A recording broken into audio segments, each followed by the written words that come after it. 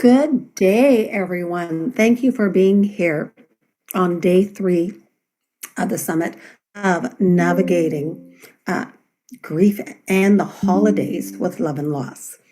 It is a challenging time for many, and it also brings up a mixture or a concoction of different emotions that sometimes we're not prepared for. And that's what myself and my guests are sharing. And we're continuing to share the conversation of how everything affects them. And I'm so glad that you are here. And I want to give a little bit of a recap for yesterday. Yesterday, our guests, one of the ones that we started off with, of course, was how scary it is to think and feel that grief is going to stay with us forever. It is quite daunting until it becomes something that we walk with. I know in my own journey after my son passed away, that thought that grief was going to stay with me, that it was going to walk with me, actually lifted a heavy burden. It felt more like freedom because then I didn't have to pretend. I could allow grief to show up as it was. I could show up as myself, which isn't that just inspiring? And some of the other tips that we had from yesterday, the guests shared, is carve out part of the day to honor your person. How beautiful is that? And it's also of different ways of when we think of what are we going to be sharing and even how we change our language. Our first guest shared, rather than saying I feel or I am, say I am experiencing. And just that shift takes it away from us feeling heavy in it and just allows it to be what that feeling is without judgment, without giving it any meaning. We allow something to be what it is. And just in case you're popping in for the first time, I'm Maria Belenek, a certified grief educator and bereaved mom whose journey took me from being in limbo for 10 years into walking graciously with grief and actually creating the pillars of care. And care is an acronym that I use. And this is how I personally believe is that we give grace to grief and to ourselves. I know yesterday I made a mention about the movies, or not the movies, I think a TV show that kind of went, in grief, we try to outwit, outmaneuver, outrun, and we find out that we can't because no matter where we are, it comes with us. There is no separation of saying we can take things off of how we're doing things. And not only that, but also giving ourselves the grace to be. How much freedom is there in giving ourselves that grace to not put any pressure on us, to just say, today, I don't really want to celebrate any holidays. I don't want to be around people. I want to be by myself, and to be okay with that. We also came across about how no is a complete sentence. I know. It is when I first heard it many years ago, I've been using it now, and I even teach that. For most of us, we want to over-explain. We want to tell people why we're not doing this, why we can't make it, why we can't, rather than just saying, yeah, it doesn't work for me. No. And just leave it at that. You don't owe anyone any explanations. Your tears don't owe anyone an explanation. And that is something else that we learned yesterday too, about saying, hey, I can cry or I cannot. It's really what works for you. And how does that feel for you? And let's face it, the holidays, we put this added pressure, this added expectation that we're supposed to have this perfection. And as one as the other guest said, be in the present. Whether it's going outside to say, I'm enjoying the sunshine. I'm going to light a candle and remember my person. Instead of celebrating Christmas, I'm going to move it to next week. And instead, I'm going to go for a bike ride. I'm saying that because one of my guests is an avid mountain biker that we're going to be speaking with today. And I thought I would put that in for her because I could see her doing exactly that. Saying, you know what? I'm ditching dinner. We can have dinner another time. And one of the other rituals that a guest shared yesterday is, and this is what her mom had done before she passed away many years, is because they celebrated Christmas Eve and Christmas Day, she kind of went, you know, I'm cooking Christmas Day. Christmas Eve, we'll do takeout. I would never have thought of that. I come from a culture that we're supposed to be cooking Christmas Eve and Christmas Day. And to actually say, you know what?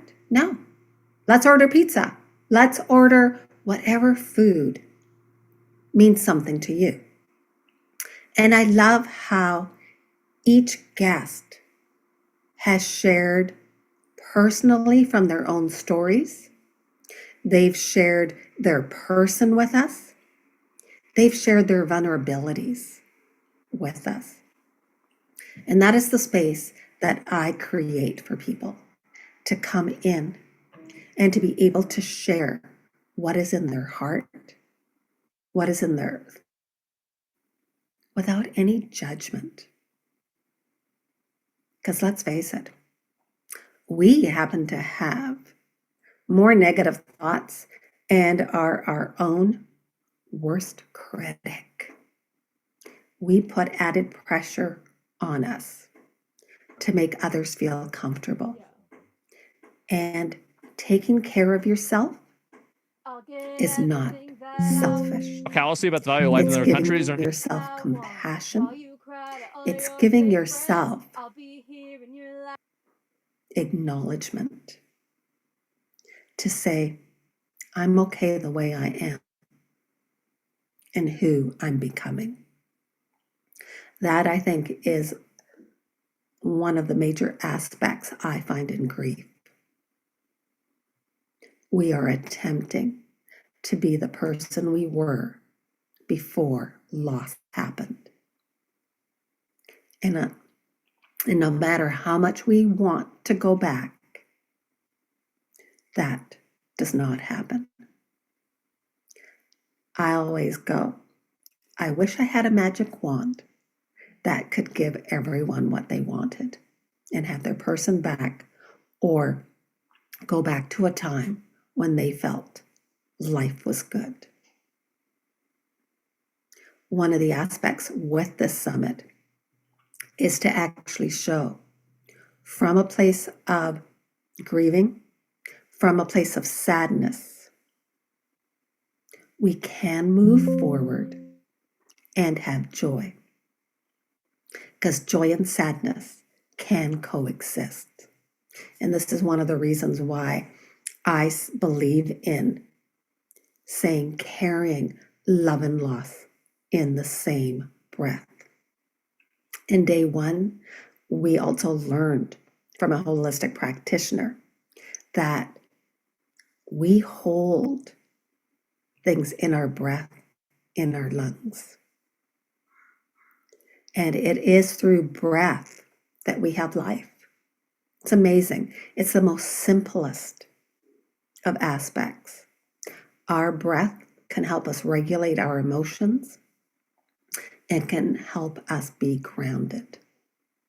And I know that is something that I particularly like to do beforehand. So I definitely want to have a few moments of silence for you to either honor your person or someone that you care about. So we'll just have a moment of silence.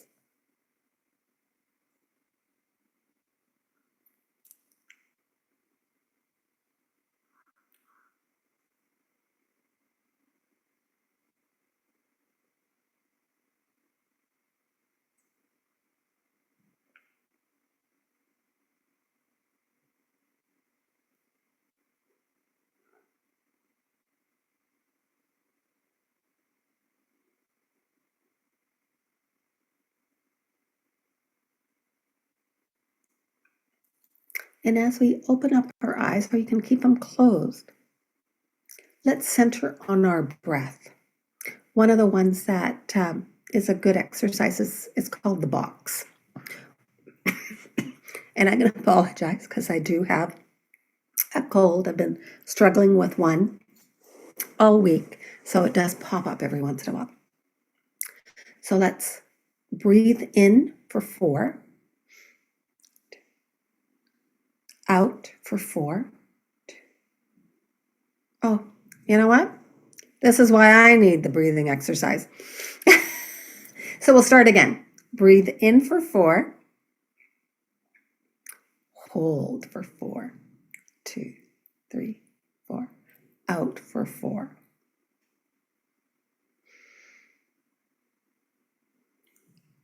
And rest for 4. And we can start, again, we can do a couple of these because then this kind of grounds us. Listen, bro, I'll That's send not you a calm. private No, video if you no, I want don't to. want a private video. That's 4. not calm, bro. Hold. Your shit clapped. 2, 3, Yeah, brother. 4. Thank Exhale. you. Yay, what? 2, 3, It's 4. like about Rest. it's a 2, haunting 3, story. 4. That's like a horror film. And this just sets the tone horror comedy. for how we get grounded. And so Yeah. as we start, I always like to say, and this is Cool, from you my guys, mentor, I David got the Kessler, who I got part. certified Let's from, go for one of the is that movies. Let's our manifest the heart-centered next movie, intention the one that I did is to come yesterday together as well. and meet each other exactly Yeah, where we so the are, one that I got today is and not a making one anyone of like wrong it's or a right ensemble, of so how it's they not the grieve lead, but or it's one how of the leads. they And express then the other themselves. movie that I auditioned for yesterday, And grief I needs to got be it's witnessed. for the And lead. witnessed means I got a call to be back, and acknowledged, to be he said he validated. liked it. He had no notes. He really liked it. So, And we that's don't good. offer any And he found advice. We're me, here so he for already liked conversations. my look and my role. And I want to thank you all my for reel. being So here yeah, big and things. We're sharing your heart manifesting and big feelings. things, big things. Now, my first guest Starting off that the I year want good, to you guys. invite Awesome. in is Lakeisha Really Mosley. excited. I She's did an not think I was gonna get energetic this part. woman So who is a they wellness changed the thought role. leader, mental He's health going to give me the advocate, part. I want to reread it and make sure I didn't and misread like myself is anything. on a Yeah, mission he to they normalize changed the the guy role conversations into a around girl role just healing, for me. grief, and Yeah. self-care. So I wasn't very confident because And she really that's a big highlights thing to do. for people to be So yeah, that's authentic awesome. I'm playing and like a live really their cringe, authentic lives. like So, Lakeisha, I want to comedic welcome you relief, in. but I know you've very also been struggling with a cold. just goofy. It's that cold season. Maybe we should start off with It's like addressing that. goofy. Because 'Cause part of my I question usually do is, like more because November for me serious, is my son's death drama. day. Like I'm usually like the more I don't drama like people, calling it but anniversary. I'm going to say that off the I'm bat excited. to the audience. I'm taking Anniversaries are Rand's for place. They changed the celebrations. role This for is me. my Yeah, son's it's death day pretty in cool. November, and I don't celebrate it. Excited. I honor it. Thank But I you. also find around that time Yeah. is when my body just seems to, I don't know, almost like this build up to that day. And then afterwards, it's almost like it becomes like my immune system isn't as strong. Yeah, that's very true. First off, thank you so much for the opportunity and the honor to down. be able to You talk can with lie you about and your me, audience, try but to that is knock very me true. down. I think for What goes myself, so around I comes call my around. parents' death dates their I do like angelversaries horror because I movies. do in some way Both of the celebrate and movies are honor horror or like them. thriller But I horror-esque. notice around the holidays, Maria, oh my gosh, my body starts to say, girlfriend, you are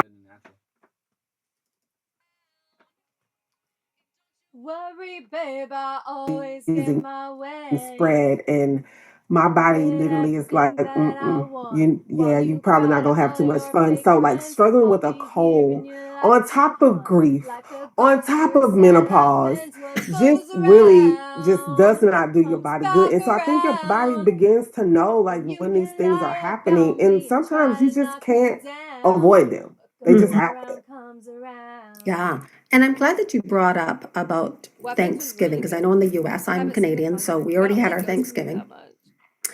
Not as I the think they bigger get dance production, reference it in the seems here. song, We're a little bit more you low know? keyed. Also, welcome in. I'm But when you're Mizzy. thinking about having that Welcome big in. I'm in the studio for spread, everybody's song. Thank you, what John. I has think it's fun changed for too, you but now you know, that it's fun. I she make is music no for longer fun. here? Is a Like, do hard you one. still This song isn't my keep it normal or genre, have you but altered it it's in still some fun. way? I really like it. So I was I've shooting for completely something different. I altered make pop it. punk I've music, never pop understood why rock, my but mom did all of that. It Mhm. was just me and my two the brothers. And then my stepdad, song's about once karma. she got married. You know, But karma's I a just never bitch. understood like all that work and the pressure and the stress and you're Oh, not cutting this right and you're not putting this in right. Like it was babe, just I too always much. get my So for me, way. although I'm a mom, my I'll kids are get grown, I have everything that I grandkids. want while We you do what we cry to want. all your Sometimes fake it's friends. tacos, I'll be y'all. here in your Sometimes life we till may do one. Like pasta. a ghost, your We silent very happens. What rarely goes do the traditional stuff like around turkey. comes I back don't like turkey. It's just around. terrible to me. And you But like can lie ham about and me and all of try those to things, knock we me normally don't do that. Me down. and my kids normally pick our favorite dish. Mine is mac and cheese. Mm. My son's is jam, and my daughter loves cornbread dressing. So normally we pick one and we may add a meat to it. And then we do that. But we really are low key. We're like, we're watching movies. We may go hang out. I'm in Texas. Nothing closes. Okay. Like something's open here. Okay. So we may do that. Or we may go watch a movie. That may be the one or two times out the year that we watch the movie. I feel like I honor my mom more by doing what feels best for me, what feels best for my family, than trying to keep up with the tradition that hell I don't even like anyway. And I love how you say that, that you do what feels comfortable for you, because you're right. And as you mentioned, your mom put this added pressure on her, almost like we have to make this picture perfect day, because we see it so much in the movies, right? I mean, no matter, even if this one person, all of a sudden, this one person finds all these members of these people that all of a sudden invite them over. I'm like, geez, nobody's ever invited me, but that could be a different story of why. But part of it is also, and I don't know, is it the movies that we put added pressure to it? Is it because we see all the things at the stores, in the movies that tell us all these things, and even in the music, like even social media? I mean, probably when your mom was around, social media wasn't as prevalent, but we still had added pressure from somewhere. I don't know where that somewhere was. Yeah, that I will say we grew up poor. We didn't even know we were poor until we got older. My brother and I laugh about that now, and I have a much smaller, younger brother. But my brother and I, that are close in age, we're like 5 years apart. We laugh now because we were like, we were poor. We didn't even know we were poor. But my mama just made it happen. I think, Maria, for her, it was giving us a sense of what she felt like we should have because maybe her friends did it. Or again, she probably did see it. My mom was around, like she passed like right before Instagram was available to everybody. When Instagram first came out, you only had to be in college to get on. So Facebook was prevalent. So she wasn't on any social media, but I think me and my brother like probably showed her stuff of different things, or maybe just talking to people. I think she added that pressure onto herself because we were poor, that she wanted us to have at least these 1 to 2 days out the year where it seemed like we weren't. But for us, we didn't care. We were like dreading, other than being grateful and going to church, we would dread the Mm. stuff that's coming up with that holiday. Hmm. And I totally get that. I mean, my parents were immigrants and they came to this country with nothing and built, right? However, my dad had five brothers here, like him and four other brothers. So there was like the five brothers and their families that got together. Now, Thanksgiving, we didn't really even celebrate back then. And it might have been just our family that never did. I mean, years later, we kind of did, as you said. We made turkey, not because we really liked turkey, and I'm vegetarian, but it was just because you're supposed to have turkey. Like, I don't know where it was that we were supposed to have turkey. For us, the bigger event was more Christmas Eve and Christmas Day when the whole families. And that's what I find. I mean, now afterwards, as the family gets bigger, everybody sort of separates. However, when I still have it, because I'm like, okay, I know who's missing. Like, it's like you set the table and you're kind of like, okay, like that never goes away. Doesn't matter how many years it's been. It's kind of like you kind of, want to say, I wish they were here. I miss you. That's so true. I love when we first had our initial conversation how we just talked about like we don't have to do any of this stuff that we don't want to do to make other people feel good. And I think in our grief journeys, that is one of the things we do so much, too much, almost. Like, I'm in pain, I'm over it, I'm grieving, which they could be grieving in their own way. But it was my mama, it was my daddy. So why do I have to show up at your house to eat dry turkey that I don't even like, eat stuff I probably don't even want, just to appease you so that you don't feel away or you don't feel like you're not showing up for me? Like, time cut off for that. I do what I want to do. If I want to invite people over, I do. And sometimes I just want it to be me. No kids, no nobody. Just me and my thoughts. And not because I want to drown in sorrow, but because I do want to honor my parents in a way that maybe you don't understand, or I don't feel like I want to explain to you why I'm honoring them that way. And I love that because a lot of times we do not give ourselves permission to say, how do I want to show up for my own self?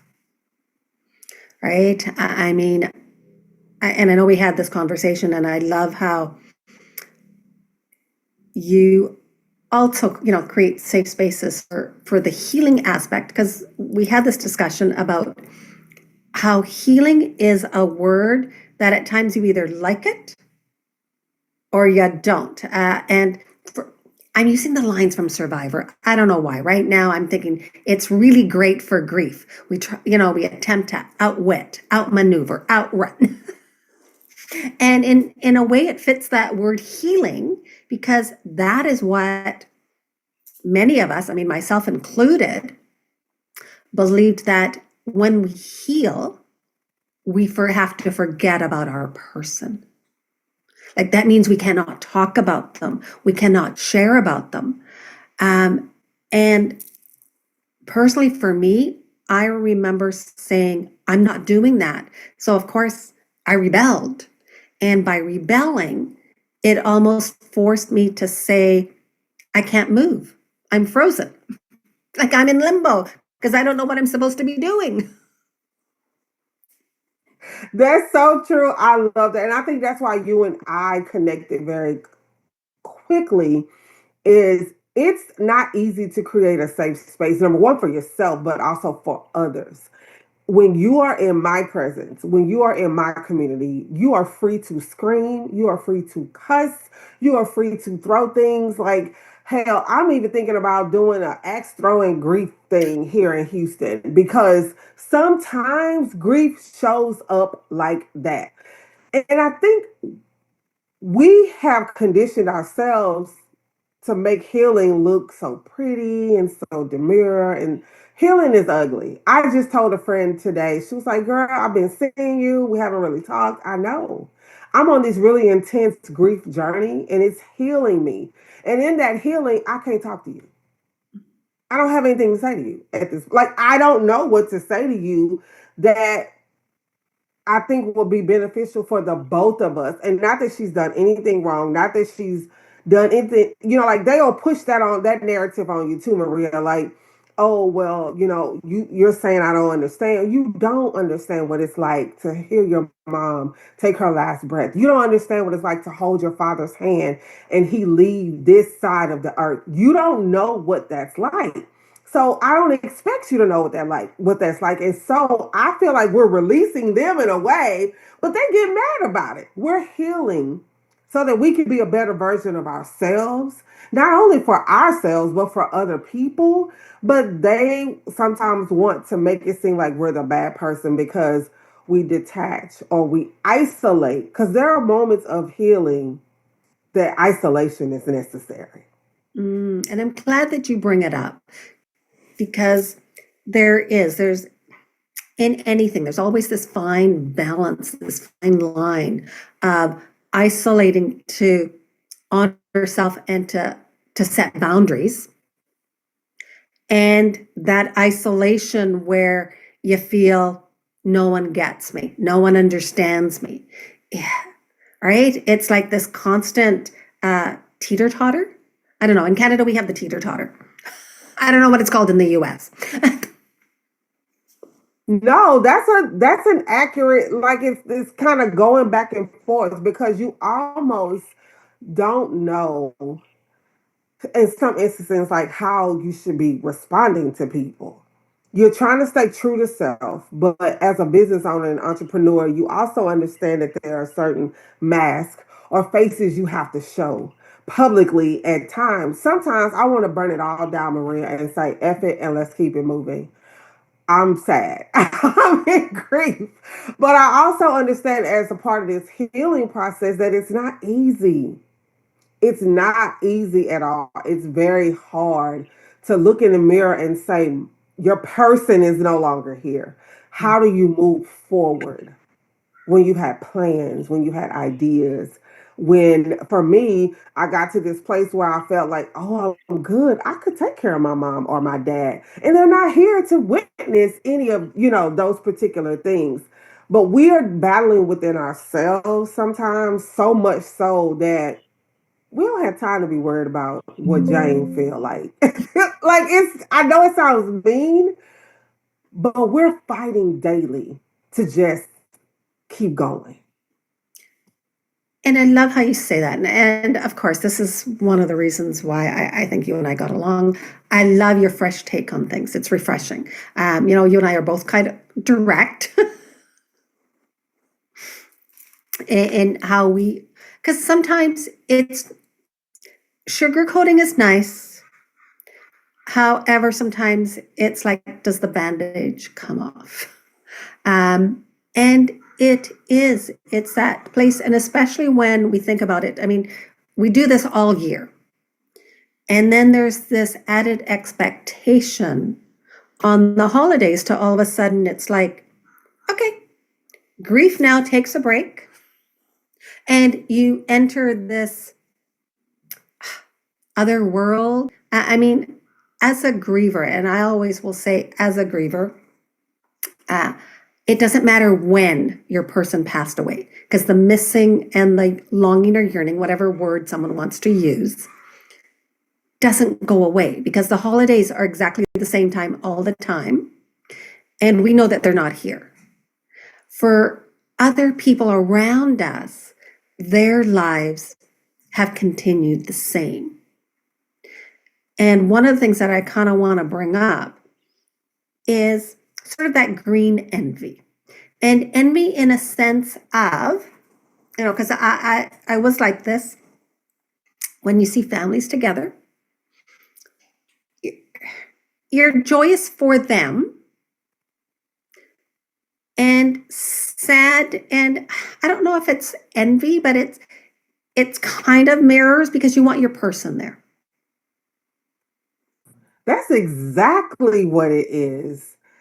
You are ecstatic that they still have the very thing that you desire, that you want.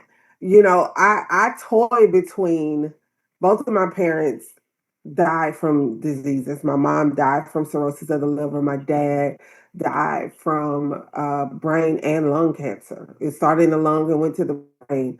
So they died very painful deaths to the end. I would give anything to have them still here. With minus the pain. So when I see other people with their parents, and I'm like, oh, like I love that for you because I know what I'm missing. But then there's that twinge, like you say, of envy that's like, man, I wish that was me. Like, I wish it was my mom that was still here, or my dad, or my brother, or whomever it is. I think that you've said it so great. Like it is really envy, and it's not intentional. It's really that deep missing of your person that you really wish that they were here. Oh, and don't let me see somebody that mistreats their parent, and you're like, you want to say to them so badly, like, you should be in my shoes. She get on your nerves so bad, be in my shoes. Well, she's no longer here to get on your nerves. Those kind of things. Yeah, and it is sort of that aspect of where it's human nature. I mean, I find myself doing that with my mom because I'm her caregiver right now. And she's also hard of hearing. And so I will shout at her. And then she'll say, "Why are you shouting?" And I'm going, "Because you don't hear." And when I'm using my normal voice, you will go, "Yeah, yeah, yeah." And then afterwards, do exactly the opposite or do something else. And I'm kind of going, "But you said you heard me." "Well, I didn't hear you because I can't hear." And so, like, okay, like, am I being mean? Am I being No. And I think for caregivers, it's very different. And people can say, oh, well, you're trying to make bridges between the two. It's a very different ball game when you are a caregiver. It is so different. I My brother was the primary caregiver for both parents because they were back in Louisiana. My brother was like, "Hey, you're working. Like, I get it. I made these frequent trips." But it's a different because my brother started grief before I did. He saw the demise of our parents, but separately, of course, they died 10 months apart. But he began to see that before I could see that. Because when I did FaceTime and calls, they put on their best faces for me, whatever the case may be. However, he started that process a lot earlier than me. So I feel like sometimes when he was irritable or when to others it seemed like, oh, he was being mean, it was like, no, he's dealing with something. He's watching this person who raised him, who changed him, who did all these things for him. Now he's doing those things for them. So my heart goes out. I love caregivers with a different type of love and respect because it's a different ball game of having to care for someone who cared for you, number one, and now you're having to treat them like a child. And it's true. And I'm glad that you mentioned an illness because sometimes there's nuances to grief of how someone passed away. And also, because I know, like with my son, he had an incurable blood cancer for 11 years. And then his last 3 months, we watched him slowly well, like pass away sort of aspect, right? Like they get weaker and weaker when they have leukemia. And so that puts an added layer. I don't want to put added pressure, but it's an added layer and added stress when someone has an illness. And I know yesterday we had a guest whose parent had Alzheimer's, who had Alzheimer's for 17 years. And yeah, and you slowly watch them forget you. So there's aspects like different layers. And I go, the layers are like onions. Sometimes these onions are thick layers where we see them, and other times we almost miss that layer because onions have that like thin, very, that very thin layer.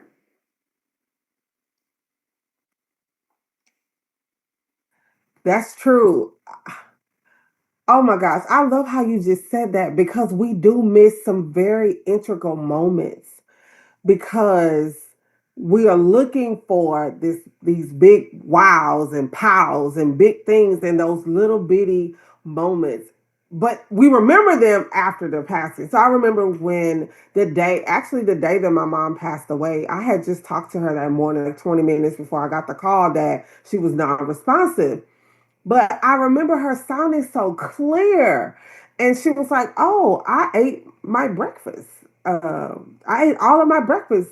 So to someone who's like, "Oh, and she ate all her," well, yeah, she did. She has cirrhosis of the liver, which means nothing's processing. She's on heavy morphine, where they're trying to keep you awake but not to slip into death. Like it's a whole thing that they're trying to do. And to me, it was like, oh, well, that's good. But it just passed by me, Maria, like, okay, whatever. And then I get this call, and life as I knew it, changed forever within 2 hours after that first call. But then when I began to recall my mom, I'm like, oh, that was a moment.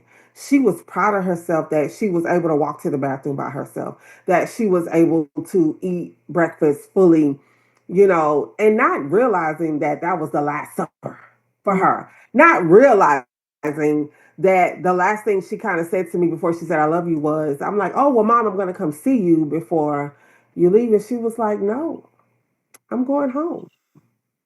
And it was the way she said, "I'm going home." Like now, that was one of those little thin onion layers you talked about that I just passed by, like, oh, well, she's going back to Alexandria because she was in New Orleans at that time. Oh, she's going back to Alexandria. But now I hang on to those thin layers, as you call them, because they make this grief journey just a little bit more because she told me she was going home. Now, she was not the physical home that I thought she was talking about, but for her, it was somewhere else. So those really thin pieces, they are so important. We really should start documenting them. And that is definitely a good idea because I know there are people who start filming because one of the aspects that, I mean, I didn't have the opportunity in, one, I didn't even think about it, um, is of course taking more photos and also recording the voice. Because as longer time goes by, I mean, I have photos of my son, all right, and I'm sure you're going to have photos of your mom at a certain period. Like, I mean, my son is forever 27.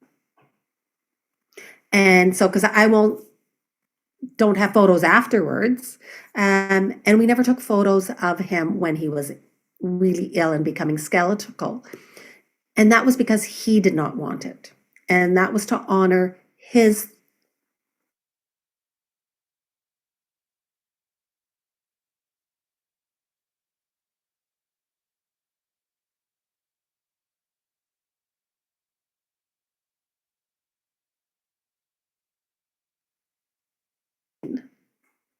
sometimes their last moments, and also their their smiles. And I for me, I'm always thinking, oh, it would have been nice to have a recording of their voice. Yeah, and that's hard, Maria, because that final moment means a lot. And I didn't understand. You really just brought something full circle. My brother took a picture of my mom when she had passed, and she was in her hospital bed because he actually made it there in time. Um, well, not in time. By the time he got there, she had really just passed. But it was a moment that I deleted that picture when he sent it. I'm like, I don't want to see her. She looks sleeping, but it marked the end of my life as I knew what it was.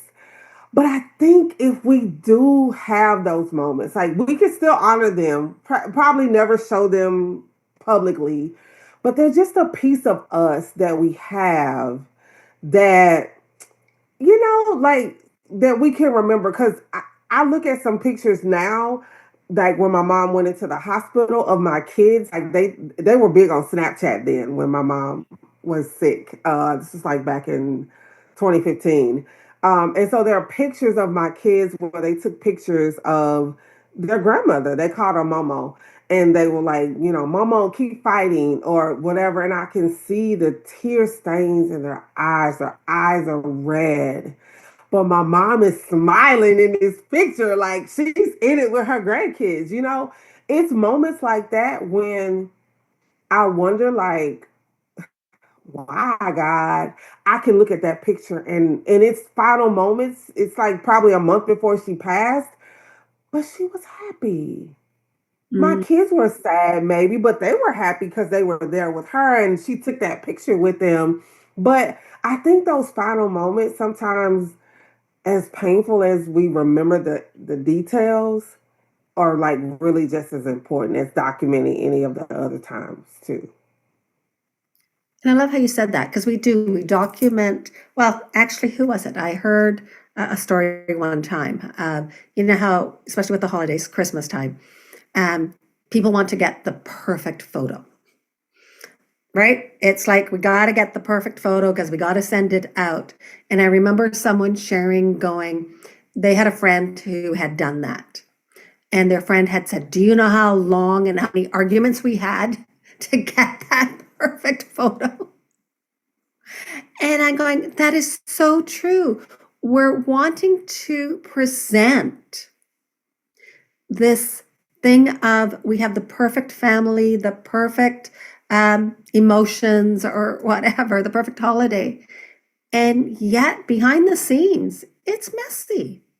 And sometimes maybe it's those messy photos, like that photo that you have with your mom being happy and your children being, I mean, they're both sad and happy that they're staying, seeing their grandmother, but sad because they know that she's ill.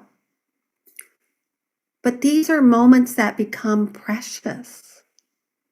And at the time, we don't think about it because we're looking at the photo going, oh crap, like one person's smiling and the other two aren't. Uh, That's so true. And when you think about the messy moments of just life, what is the lesson you learned in that? What did you get out of that? Because nothing's worse than trying to get 2 year olds to take pictures. Okay. I got a 2 year old granddaughter and she is the cutest thing in the world to me. Okay. She is just my little darling. And I'm like, come on, take a picture with Sassy. They call me Sassy. And I'm like, come on, take a picture. And she's looking there, she's looking there, she's looking there. But it is a moment I won't forget because that's my grandbaby who I'm trying to get to take a picture. And sometimes it's the laughter that comes from those pictures when you look back on them. Like, I love doing behind the scenes type things because sometimes we see the finished product, but what did it take to get there? Look at the ebbs and flows, the messiness of grief. Like, we can sit here on this amazing event and talk about grief in ways that maybe other people can't relate. But there were days I would be in the corner crying, screaming, throwing plates at the wall, asking God why He took my parents, hating life. It's those messy moments that get me to a place where I can talk about it and be proud about it and unapologetic that I don't grieve how everybody else grieves, that I don't want to be a part of your pity parties when it comes to certain things. And I don't want to do balloon releases 5 years later when somebody has, like, I don't want to do it. And I'm okay with that.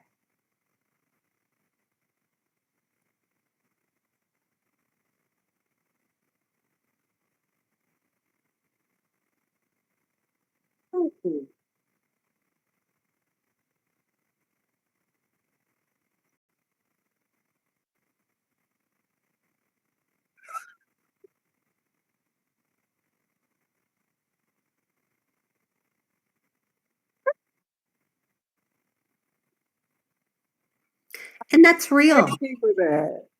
And thank you, Zach. And it's so true. And this is one of the reasons why, because our experiences with grief are different, and how we experience it, how we express it. There isn't a right or wrong way, there's no cookie cutter way. And I think that's what we need to give permission of, is saying it's okay. And Lakeisha, I do. I love having conversations with you. And I know we're going to have more. Yes, definitely. There's like many layers that we haven't even touched upon because we're going to Right. touch upon in like 30 minutes. Uh, Right. but one of the things that I do want to leave you with Thank you, are, Sandra.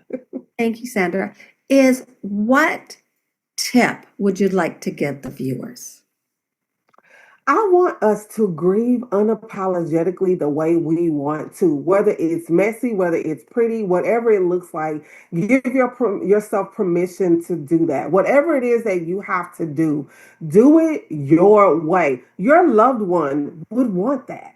They really would. Instead of telling me my loved one wouldn't want me to be sad, tell me my loved one would want me to show up unapologetically how I am supposed to be, how they raised me to be, how they knew me to be. I really want us to start grieving out loud and being okay with it. Oh, I love that. Grieving out loud. Whoa. You and I are going to start a movement. Yes, yes, let's do that. Well, Lakeisha, I thank you so much for being the fresh breath of air almost, right? To Thank just you. lay it out there, be vulnerable, and being you. Thank you so much. I appreciated you being here. Thank you so much for the honor. I am so glad I am here. I'm going to hang out with my camera off because this is amazing. But thank you just for the space. Thank y'all who all are here. Just thank you for the space that you created for us to be able to be this way. Because if no one creates the space, we don't always be brave enough to do so. So thank you. Oh, thank you so much.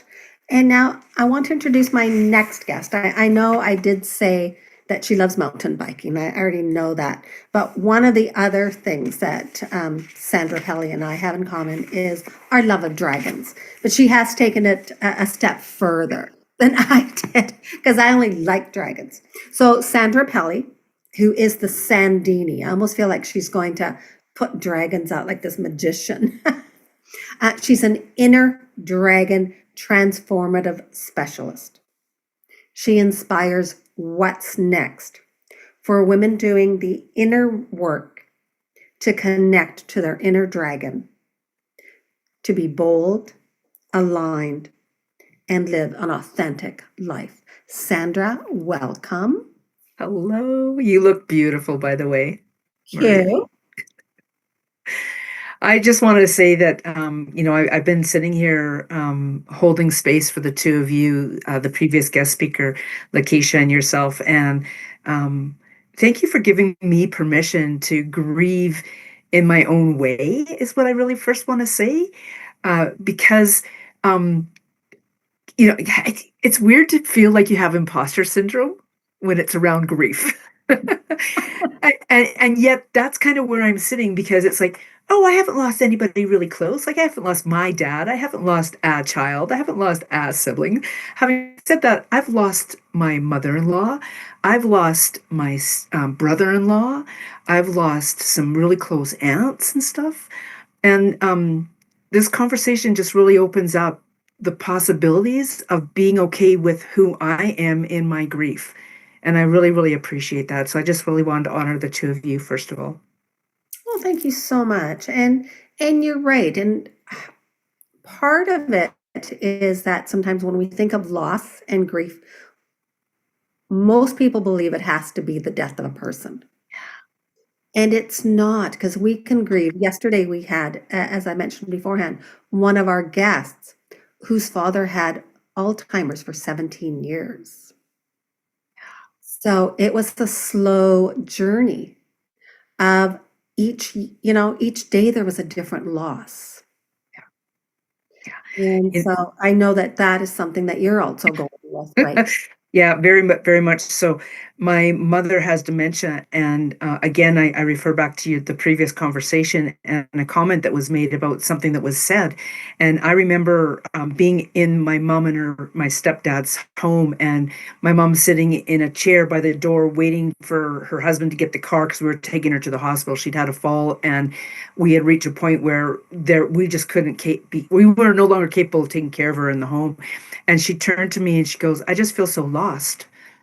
And in that moment, I'm like, oh, it's okay. I just kind of like, I could just feel the energy of how I just sloughed it off in the moment, except that she was telling me something so, so important in that moment about her dementia.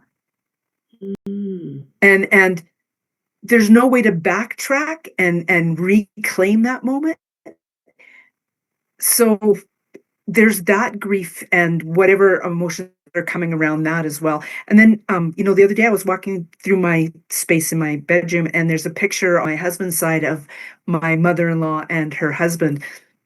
And she's just got this beautiful smile on that. And I just recall, like there's been conversations over the last few days about people who are in the home and are witnessing on a day-to-day basis the decline of someone. And truly, with regards to that, we didn't even realize there was a decline because it was my father-in-law and my mother-in-law were living by themselves. They weren't in a home. There were family members who were visiting, but they weren't visiting and spending time. They were dropping in and making sure that they had groceries and just touching base and then leaving. They weren't sitting in the home and taking that time. And so that the people with dementia or people with whatever else is going on, like your son, they have such ability to mask what is actually going on in their life. And when my husband had the opportunity to go and sit with his dad while sit with his mother while his dad had to go in for an operation, he spent 2 or 3 days there. And it was a huge eye opener of what was actually going on. And so when I pass by this picture of my mother-in-law, it's this smiling face that I see of her and the remembrance of who she was versus who my husband got to see in that moment and moving forward from there. And it's just like visiting my mom in the dementia, like the long-term care now. I grieve on a daily basis around her energy. Yeah. I can't pick up the phone, just like those who are grieving people who are actually departed from earth. And it's so true because a lot of times we don't see how, because it's a different nuance of grief that people don't see because they kind of go, well, they're still alive, right? People give that, and I know we had one guest that kind of go, never start a sentence with at least. And we hear that so much with people that have parents that are aging that have this illness where it's forgetfulness. I know with my mom, I mean, I'm her caregiver because I live with her and I'm not taking her out of her home because that is what she knows. But it's also that point of saying, okay, but I can see the slow declining. And I see it. And sometimes I think, I don't know if others do, but one of the things, and I took a picture of it because I was taking a picture of something. There was some Christmas decorations. So I was taking it, and all of a sudden she goes, oh, let's take a picture together. And it was like, wow. And then, of course, she was complaining about she didn't look good. And I thought, you know what? No, it's a good picture.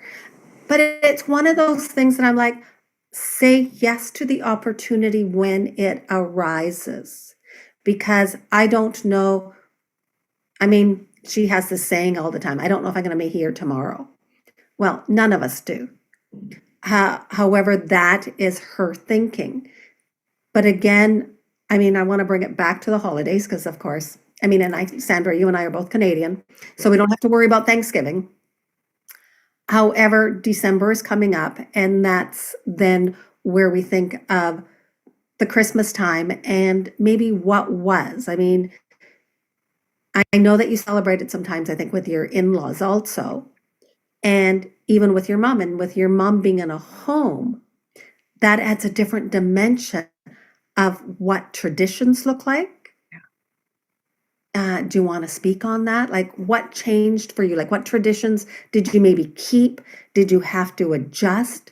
Did you kind of say, crap this all together, I'm doing something different?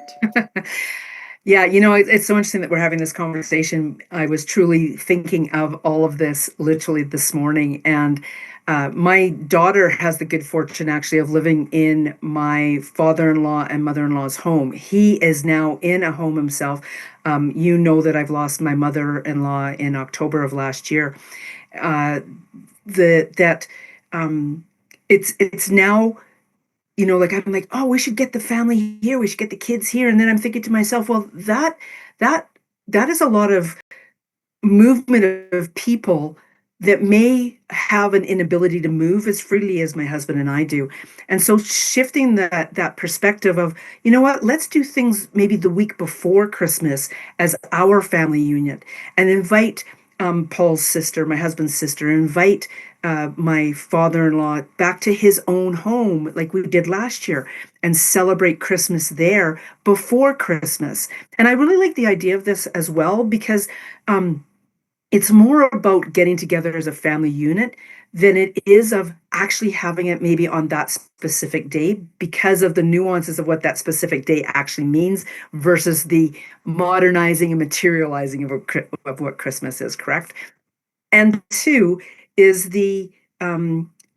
we are then also too leaving the space for those grandchildren of ours to be celebrating in a different way in other family circles as well.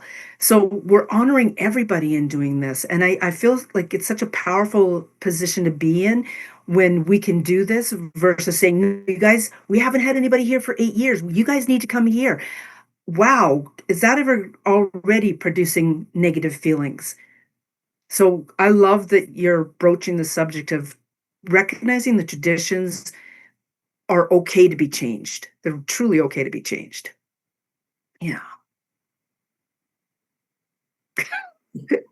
And that's the aspect that I always go, people need to give themselves that grace to say, because sometimes we feel, or people feel, that traditions cannot be changed, right? It's almost like a ritual that cannot ever be changed. And sometimes it's like, yeah, circumstances can change. So give yourself that permission to say it's okay to do something different.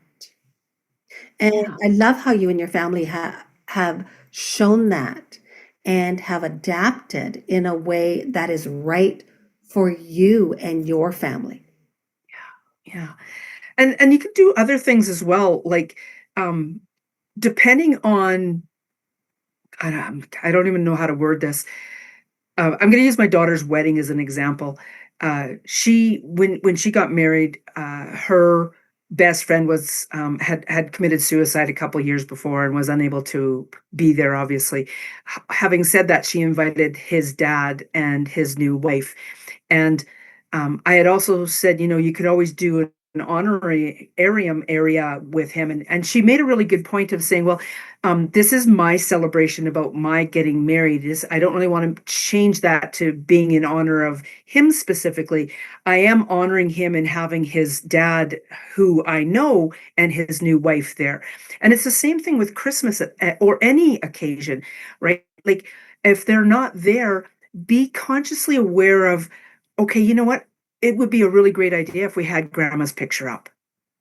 Let's make sure that she's present right now, or whatever other relative, and consciously aware of where the dynamics of all of that take place, because maybe you don't want the like my brother-in-law's picture there. Like it's just being very conscious that even though this celebration is about you, there are other people around to honor as well.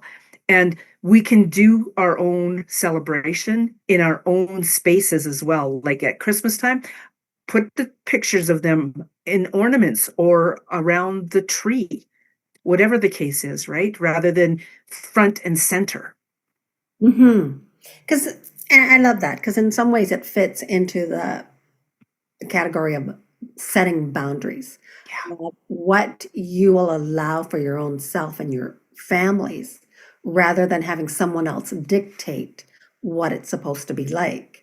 And it is a fine balance. I know when you happen to be the griever, or even when you're having people that are missing but are still alive,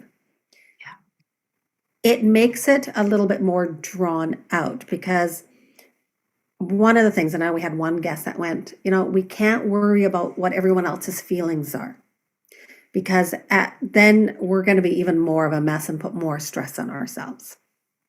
You have to do what's right for you and make that comfortable. And if you're okay and say you're in a joy-filled place, kind of say, today I'm in a good place and I want to celebrate.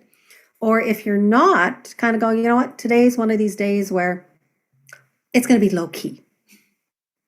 And either one is going to be okay. And I love how you say that, you have days where you have with your own family, and then afterwards you can move dates around. I mean, I know Christmas always falls on the 25th, but hey, the 25th sometimes is a little different if you're in Hawaii maybe, or in, what the time frame is, right? Yeah. I also want to say that remember how you have felt in the past when you maybe haven't been able to get together with family during Christmas occasions, and make a point of getting together with family for a Christmas occasion.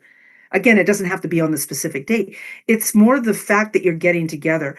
I'm just very conscious of like I'm conscious that the last time my granddaughter was here in my home for Christmas, and it wasn't this home's per se, but it was like 8 years ago. Does she have to come to my house for it to be a celebration of Christmas? No, not at all. Not at all. There was something else I wanted to say. It's eluding me. Just bear with me here a second. I think it was exactly that. It was more about um, my mother-in-law often would ask us in, and we would come and be there for Christmas, like Boxing Day. We'd make sure that we spent the day with Boxing Day in there because we had time with my dad here. We made a choice to live in this town to be with my dad. So honoring that and then going and doing the next thing with them, or doing it before with them. Just really being so very conscious that there's a lot of different ways to do things. And you said it really powerfully, is honoring yourself. And I want to take that a step further too, Maria, because it's not just honoring yourself in that, recognizing the emotions in that. It's when you're setting up a Christmas event, is make it for yourself so that you can celebrate in the way that you feel comfortable, and you can celebrate whoever you darn well want to, and other people can adapt to you or not come. And that's on them instead of yourself. I like that. I like making yourself comfortable. And then it's so true. One of the things I believe that we forget, we only have control over our own selves. We do not have control over what someone else says or what their feelings are going to be. And many times, sometimes as a griever, we believe that we have to look after our feelings and the feelings of everybody else. And we don't. Everyone has to look after their own feelings. Everyone's responsible for their own well-being. Unless, of course, they're a child. That is completely different. Like your 2-year-old granddaughter. But as an adult, yeah. And that is so powerful. Thank you so much for sharing that, Sandra. Yeah. It's also to acknowledging that another person actually has feelings. We had an event happen that was quite joyous recently, and within the week or even the day, a couple days, we actually found out it was a tragedy. And my one of the family members actually said something about give us the space to acclimate to this by ourselves right now. In other words, don't reach out, just let us be for now. And I had an opportunity to see one of these family members recently. And when I hugged them, I let them know that I have been thinking of them, so that they knew that I wanted to pick up the phone and call, that I wanted to reach out, and that I was honoring boundaries that had been set as well. Right. Mm. Because it's not about me in that case. It's about the person who's going through it. Mm-hmm. I mean, I'm going through it as well, but in a different way. It's we all have our crosses to bear, I guess you could say, right? Well, we all have, as you say, like, I mean, there's the expression, different crosses to bear, or our own struggles, and we don't see anyone else's struggles. We only know our own. And it comes from our own perspective, not from anyone else's. One of the things, and I know that you've experienced, is, of course, the town where you grew up, right? And for the audience to know, you're just outside of Jasper. That's correct. And so Jasper had a huge fire, and is it 2 years now? Yes, 2 years. It's a year and a half, actually. Yeah, right. And so that, and that's why grief is so many layers. It means so many different things, because that is another layer of grief, that it may not be the grief of a person, but it's also a grief of our identity in where we might have grown up, in our childhood homes, in things that I know sometimes we always go, we're not supposed to be materialistic, but however, we attach meaning to some things, to some items. And when they're gone, it's that other layer. I mean, again, going with the onion sort of thing, right? I mean, onions have many layers, and so does grief. Yeah.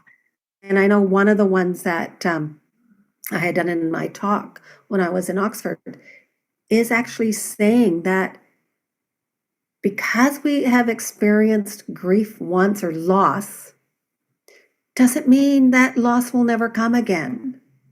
We experience losses that sometimes come one after the other, and it's a ripple effect. It's also finding the token item that may help you to move through that grief. And that's really important as well.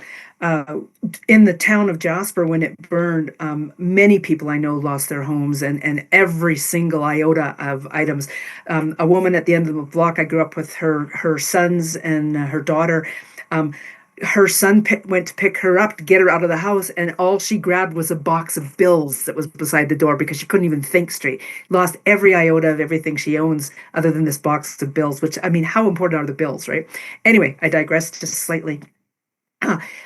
In my mom's dementia journey, my stepdad is also preparing the house for the eventuality of what's going to happen with him.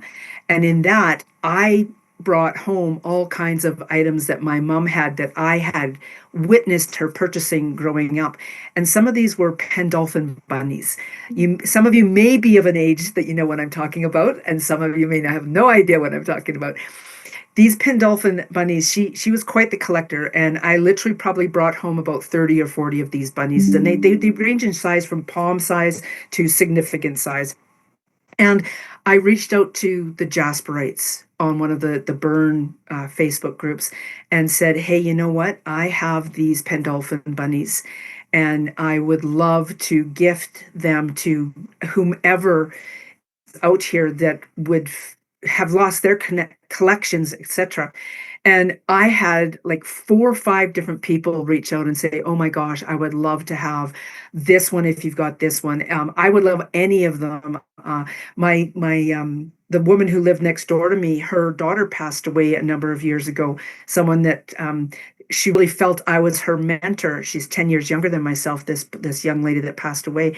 And she took one of the Pendolphin bunnies in memory of my mom and her daughter, right? The loss of her daughter. So it's finding those token items that help us on a day-to-day basis as well. That, and the opportunity to be able to support someone else in their pain, right? To do that. And it's so true. We don't need a lot of items, and sometimes we can even bring that item in to be included as part of the tradition in the holidays, right? Very much so. To have that, like to have it displayed somewhere. I love that. Yeah, no, it is. And the holidays bring up, I mean, so much. And I know, Sandra, you're also a shaman, and I want to give you a pitch for that. Because part of what you do is you do the release work. Mhm. And I mean, I always, because some of this language may be similar, because I know I always go, what's next? Because that's sometimes in grief, that's what we're going. And sometimes we're like, okay, the holidays are coming. And then with the new year, all of a sudden people will go, okay, now what's next? Right? It's dread and anticipation mixed up together, but we don't know what the anticipation is because we're dreading something. You know, I want to go off in a really interesting direction here because I know we're short on time, and I want to get this in as a gift to the listeners. Maria, you mentioned that I'm a shaman. I want to offer you guys this idea, this way of thinking. Okay, what I love to do is in my heart and my thoughts is create a sacred garden. So what you do is you take a moment to think of a beautiful space in your heart and in your mind. Like maybe it's a garden, maybe it's a bench, maybe it's a special place that you've been to. And you invite that loved, passed away one into the sacred garden to have a conversation with. Okay? It's very simple. You're very capable, each and every one of you, of doing something like that. And you may even just naturally fall asleep because of it. And if you fall asleep, know that you are still in conversation with that beautiful passed away loved one. Okay? Thank you so much for that gift, Sandra. That is beautiful. And it is. And I know that I think many of the audience people will take that up because it is a gift and it comes from the heart. Thank you. Mhm.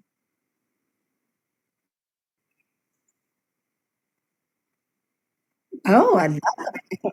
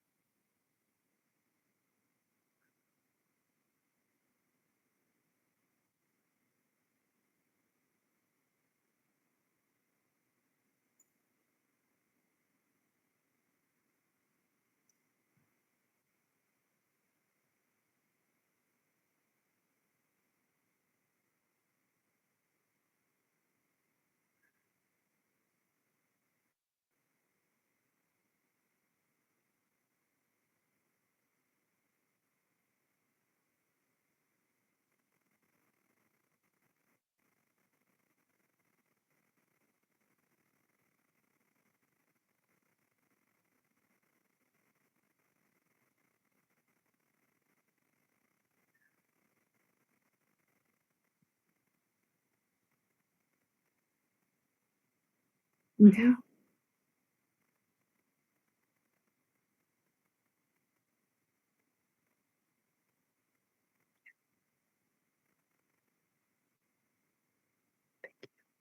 Mhm. Yeah. It is. And one of the things I always go as a grief coach, silence is okay. We become comfortable in silence because silence is a form of communication. It is also a form of support. To be able to sit with someone in silence. I was going to say, I practice this because many times I would sit in the hospital room with my son in silence. So that way he just had to know that physically I was there and emotionally I was there for him. I didn't need to speak to him. He didn't need to speak to me. So support can also come by sitting with someone in silence and holding their hand and having that communication. And Sandra, and I thank you so much for being my guest, for saying yes, for sharing parts of your story and being vulnerable, and for the gift that you gave us. of the garden. So good. Thank you so much. Thank you, Maria. Thank you, everybody. I want to, my next guest. Wow, I know I have so interesting guests. It's like I want to keep these conversations going, and we'd be here all day. Like I would have all day with people all the time. And I don't know if you'd want to be a fly on the wall to hear these conversations. But my next guest, Jessica Roden, is founder of Root and Rise Grief Healing. And she's also a certified grief educator by the renowned David Kessler, who is a trauma and grief specialist. I know I'm putting a plug in for David too, and he's not even here. But we were all educated by him. So in a lot of ways, he is here with us because we are framing a lot of the words that he has given us. Thank you so much, Jessica, and welcome. Thank you. Thank you for having me. I really appreciate it.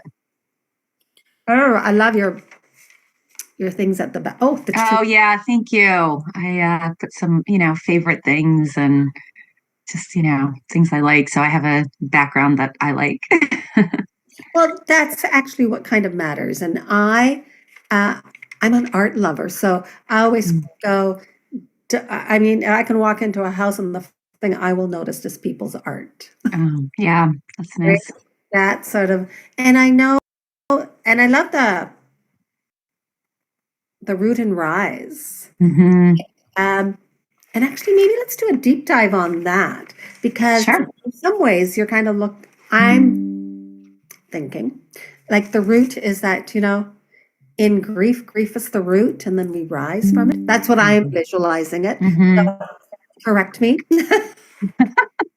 Yeah, I mean, it's not incorrect. I I feel, and especially in, my grief journeys and losses that I've had, I feel that you have to sort of get grounded and be with your grief, acknowledge it before you can take those steps to move forward. Because if you don't acknowledge your grief and, you can keep ignoring it, right? But you need to get grounded, rooted in it, and realize what it is and what it's trying to tell you so that you can rise up and move forward and start to heal. So that's sort of where that came from. And I've always like I have a tree logo and a tree behind me, and like just I love the idea of like being rooted and you know the strength of the earth and just all of that. So yeah, so that's sort of where that came from. Hmm. And it is because I mean, I know we're talking about grief and loss, and it is a personal journey, right? I Yeah. mean, we hear the line, loss is universal, and we know that. And I go, and grief is personal because it is the different relationships, and it's like a fingerprint. And in that aspect, so is really the holidays. I mean, when we think of Christmas, okay, Christmas in some ways is universal, right? For certain countries. Sure. How they celebrate is going to be different. And in each home and each person is going to actually, they're going to put their own twist on it and make it personalized. So when we think of that, especially when we're thinking of the root and rise, how do you find that the holidays fit in, or like what have you altered? I love the word altered. I've been using altered rather than traditional. Yeah, I know. So yeah, it's definitely very personal, right? Because even two people in the family who've had this same loss. I mean, like siblings having a parent loss, like even that loss, they both had different relationships with the person, and so their grief is going to be different. Their own process and how they move forward is going to be different. And yeah, for me, so I I definitely it took me a long time. Like I lost my mom 20 years ago. Her date was in October, so it was 20 years ago this year, and you know, it was before I was married, before I had kids, all of that. And, you know, it was sort of a weird transition time because I didn't really have any new traditions established yet. And, you know, we were still doing our family traditions that we grew up with. And, you know, over the years, like I have created new traditions for my family, my kids, like because they never got to know her. So, you know, it's something that like with my family now, trying to incorporate some of those same traditions. You know, baking the same cookies, using the same recipes. You know, at Christmas Eve was always like little frozen appetizers, and so that's what we do. And yeah, so you know, I think it's, you know, and I think as some of the other guests have said, I mean, especially, you know, the holidays can just be so hard. And, you know, I think each individual really needs to just see what works for them. And it changes year by year. I mean, especially when you've had many years between a loss, like every year is kind of different. You know, like some years you might feel more festive and other years, you know, maybe not so much. And you just want to lay low. And you know, I'm surprised, like, you know, since it's been so long, like how it just changes every year. So, And I love how you brought that up about the length of time. Because sometimes when we hear the word grief, people assume it's recent. mm, mm, I know I describe myself at times as a grieving mom. And mhm, people will go, "Oh, so it's recent," or if I say child, right? Because it's my son, my child. So right, they right. have this thing about, "Oh, it's a small child." And I'll say, "No, he was 27," right? And Yeah. like yourself, I mean, it's 16 years now that he has passed away. Mhm, And there's that aspect where I look at my other nephews. They were younger. They mm, remember him, but I look at that memory sometimes fades. yeah. I look at my grandson, who will never know his uncle.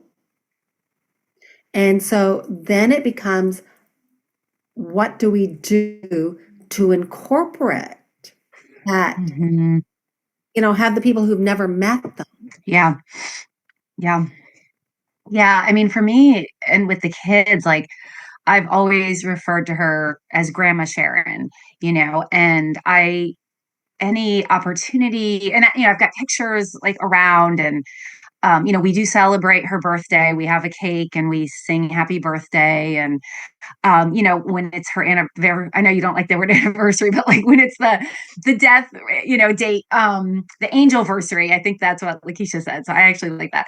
But yeah, like, you know, we recognize it, you know, but even just like day to day, you know, like when I'm like telling stories or something, you know, reminds me, I'm like, oh yeah, you know, Grandma Sharon's favorite dessert was key lime pie, and you know, maybe we should have key lime pie. And um, you know, like so, and we go to the cemetery. Like I don't live where my parents live, so I'm in Maryland now, and they're in Connecticut. So when we go to Connecticut, though, we'll go to the cemetery, and you know, so like I try to you know, make her a part of their lives too, even though they never really met her. So I'm very intentional about it. And I love that because a lot of times, especially when it's long term, there's the assumption again that, oh, you just kind of forget, you ignore them, Right. you don't bring them up. Yeah. And I'm sure you hear that all the time. Why are you mentioning her? Why? Yeah. Yeah. And I always go, what people misunderstand is that when someone is significant in your life and has made an impact, they are unforgettable. Yeah. I mean, they're part of you. Well, of course, yeah, right? As a parent, as a child, Yeah. their DNA Yeah. sits. Right. But I mean, they're part of your story. Like, you know, even, you know, I'm like your story changes when they die, right? But like they were part of the before and you still carry them with you into the after, like even if they're not there.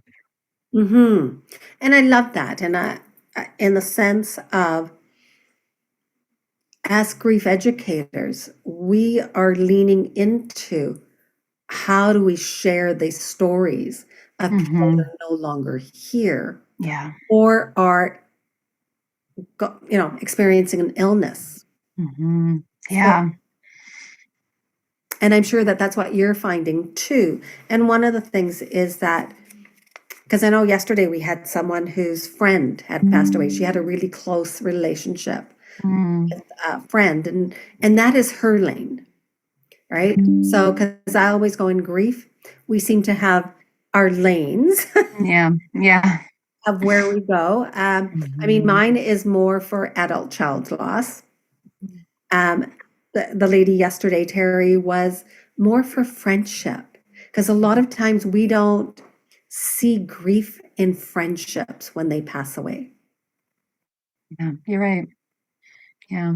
Yeah, I mean, I think that's one of those griefs that people don't really recognize as significant, right? I mean, there's so many types of grief that sometimes people, I don't know, brush aside if they haven't experienced it, right?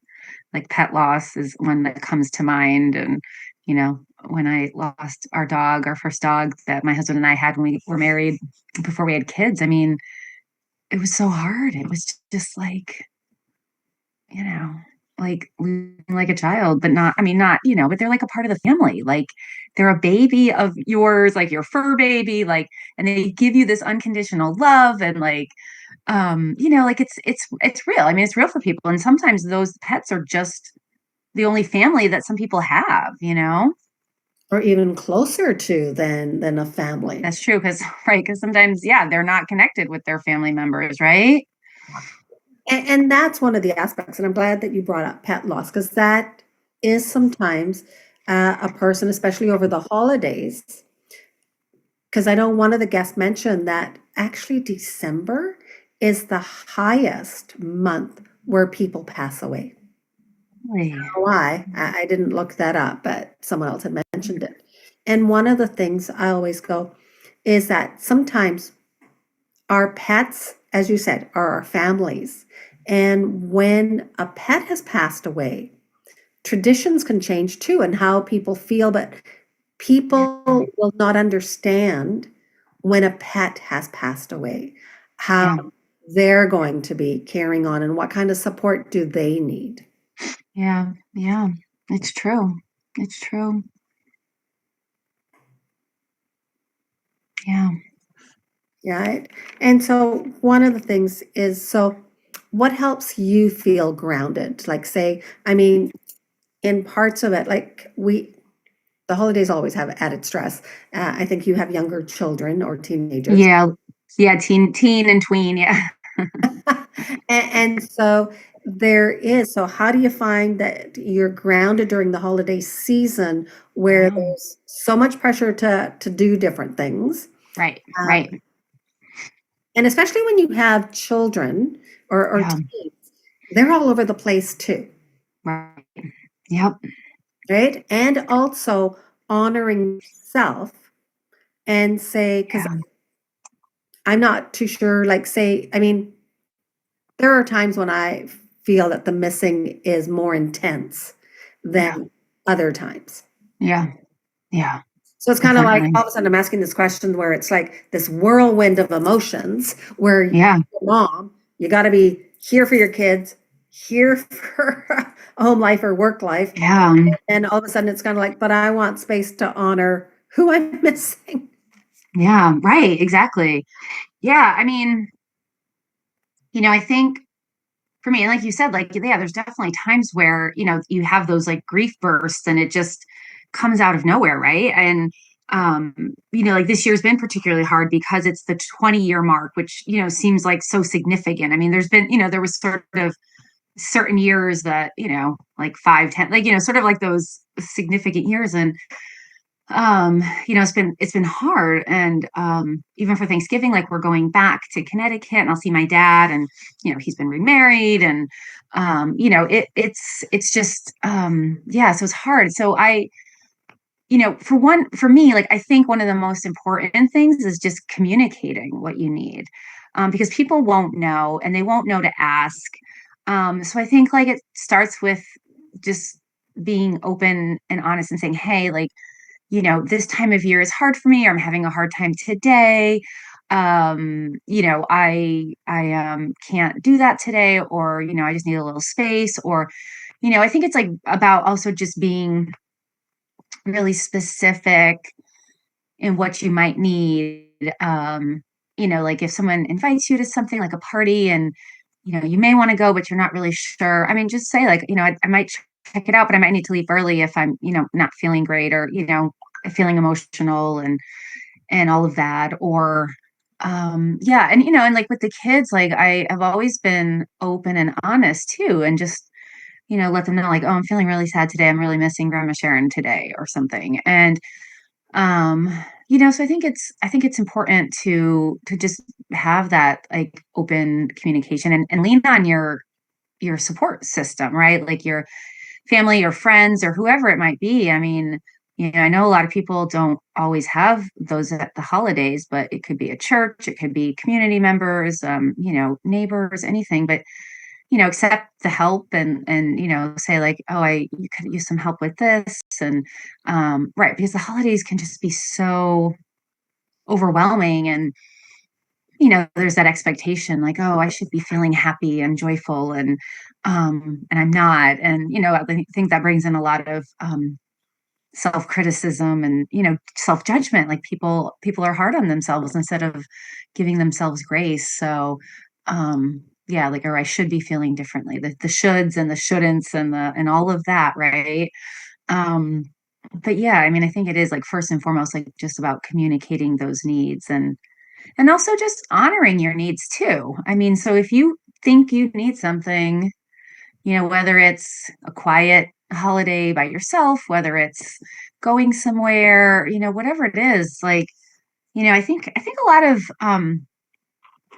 I think one of the things within the grief work that we do, I think, is like empowering people to do this.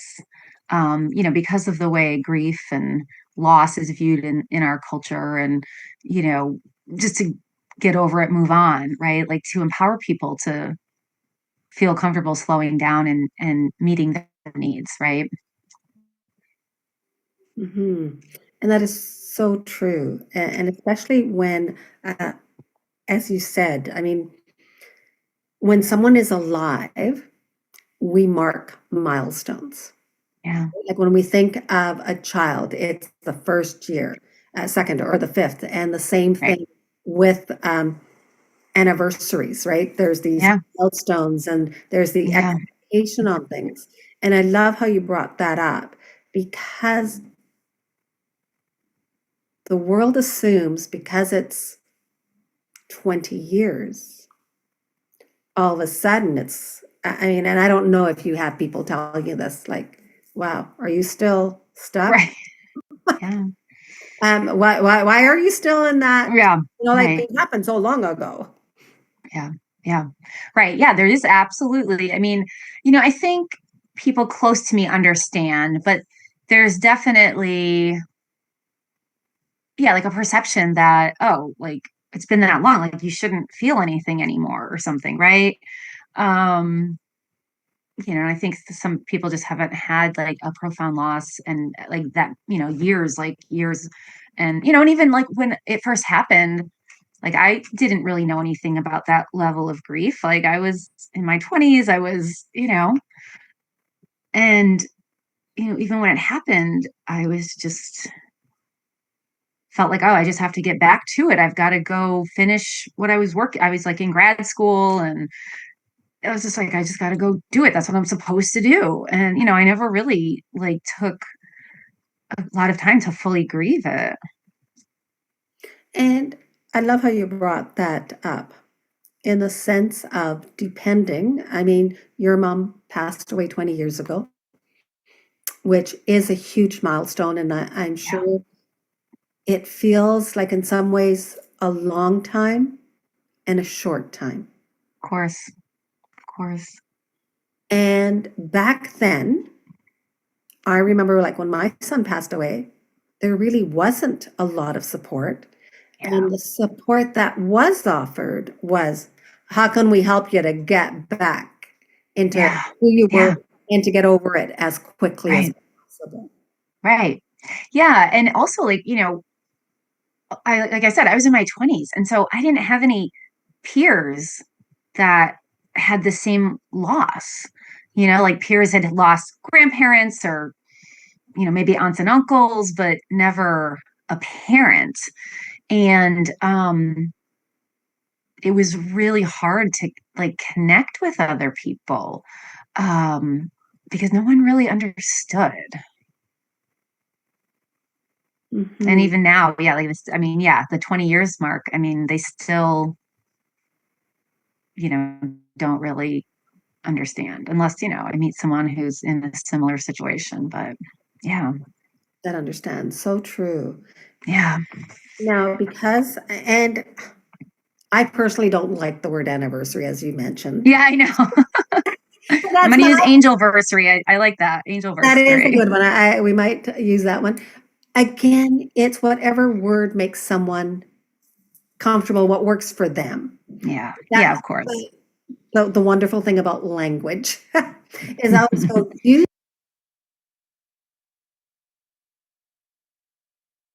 that, because I always go, every year is a milestone, because it's like,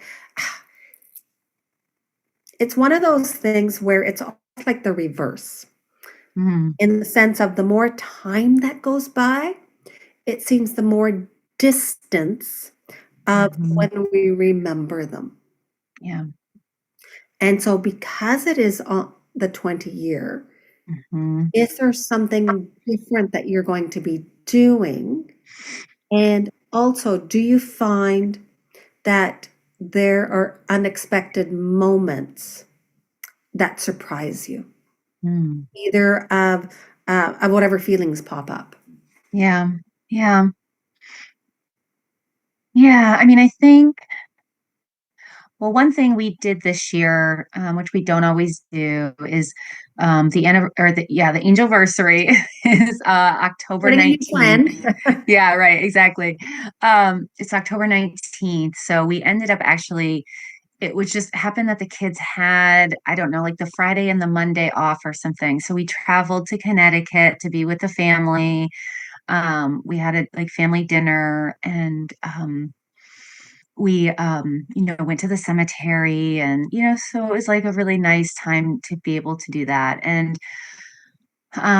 yeah, it is. I mean, it's true, like you do feel, it's weird because I think part of me feels like the distance and the length of time, and then I mean, but part of me still like talks to her every day in my head, or like write in my journal or something, and wonder like what would she think, or what would she do, or what advice would she give me, or and so like I still have that connection. Like I do feel like there's been those continuing bonds that I have kept because I mean, obviously she was so important to me. And like, yeah, so it feels distant. And yeah, and like sometimes I'm just blown away by like how long it's been. I'm like, oh my God, how could it have been 20 years? How could it be that long? Like, you know, um, but because it doesn't always feel like that, but also it feels like a lifetime. So it's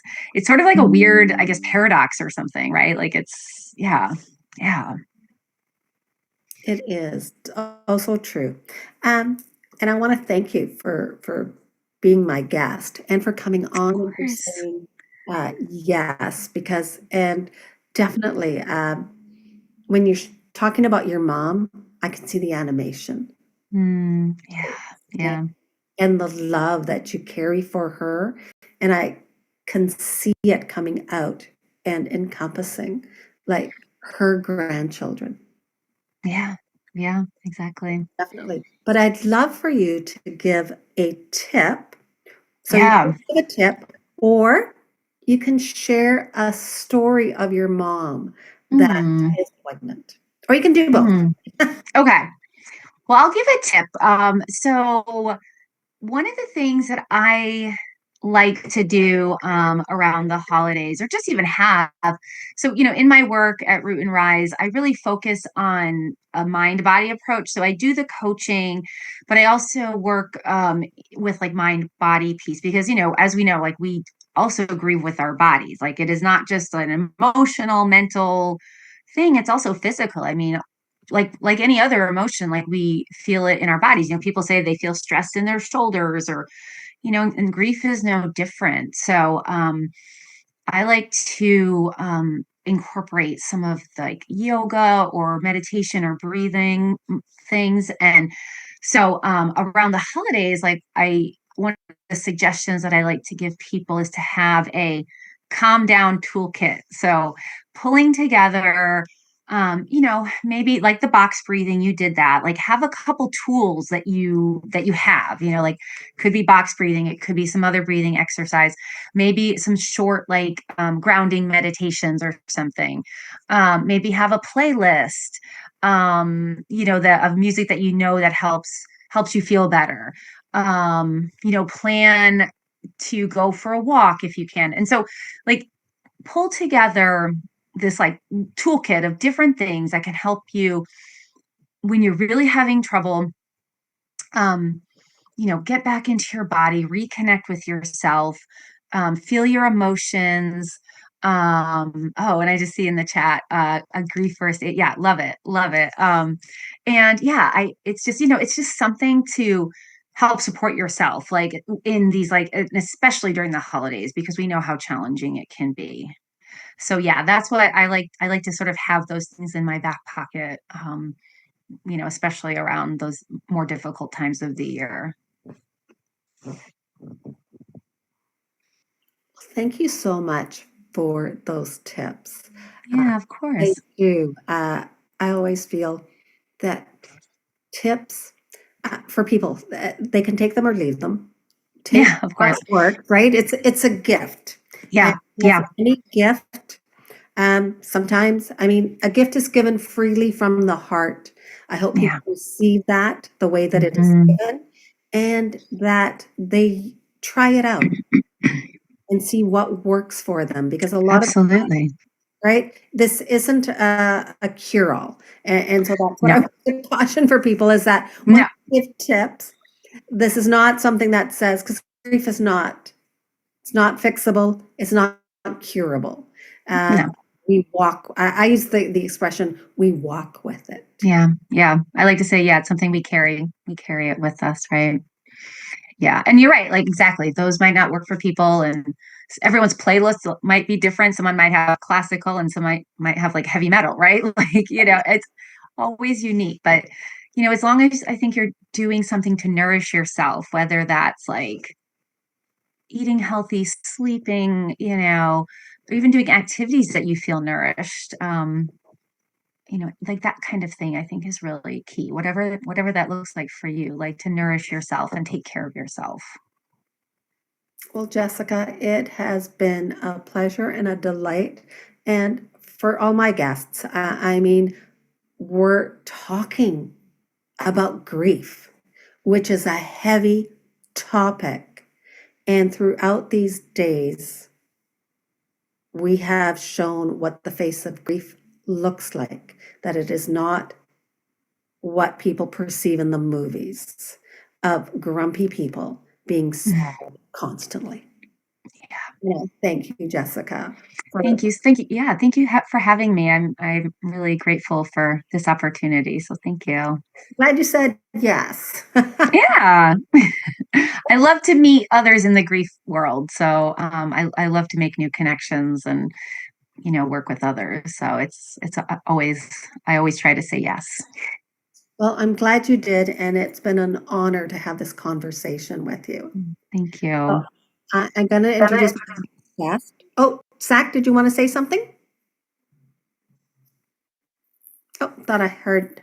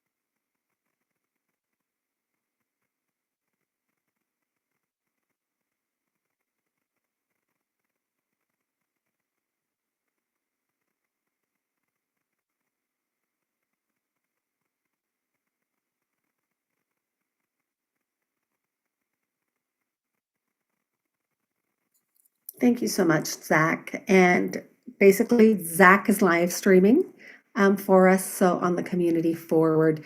And it really is, it's about community. Grief needs community. It's not something to do alone. And I should know because I did it for 10 years. But I do want to bring my next guest on, Liz Walsko, who is a bereaved mom, sibling, and child.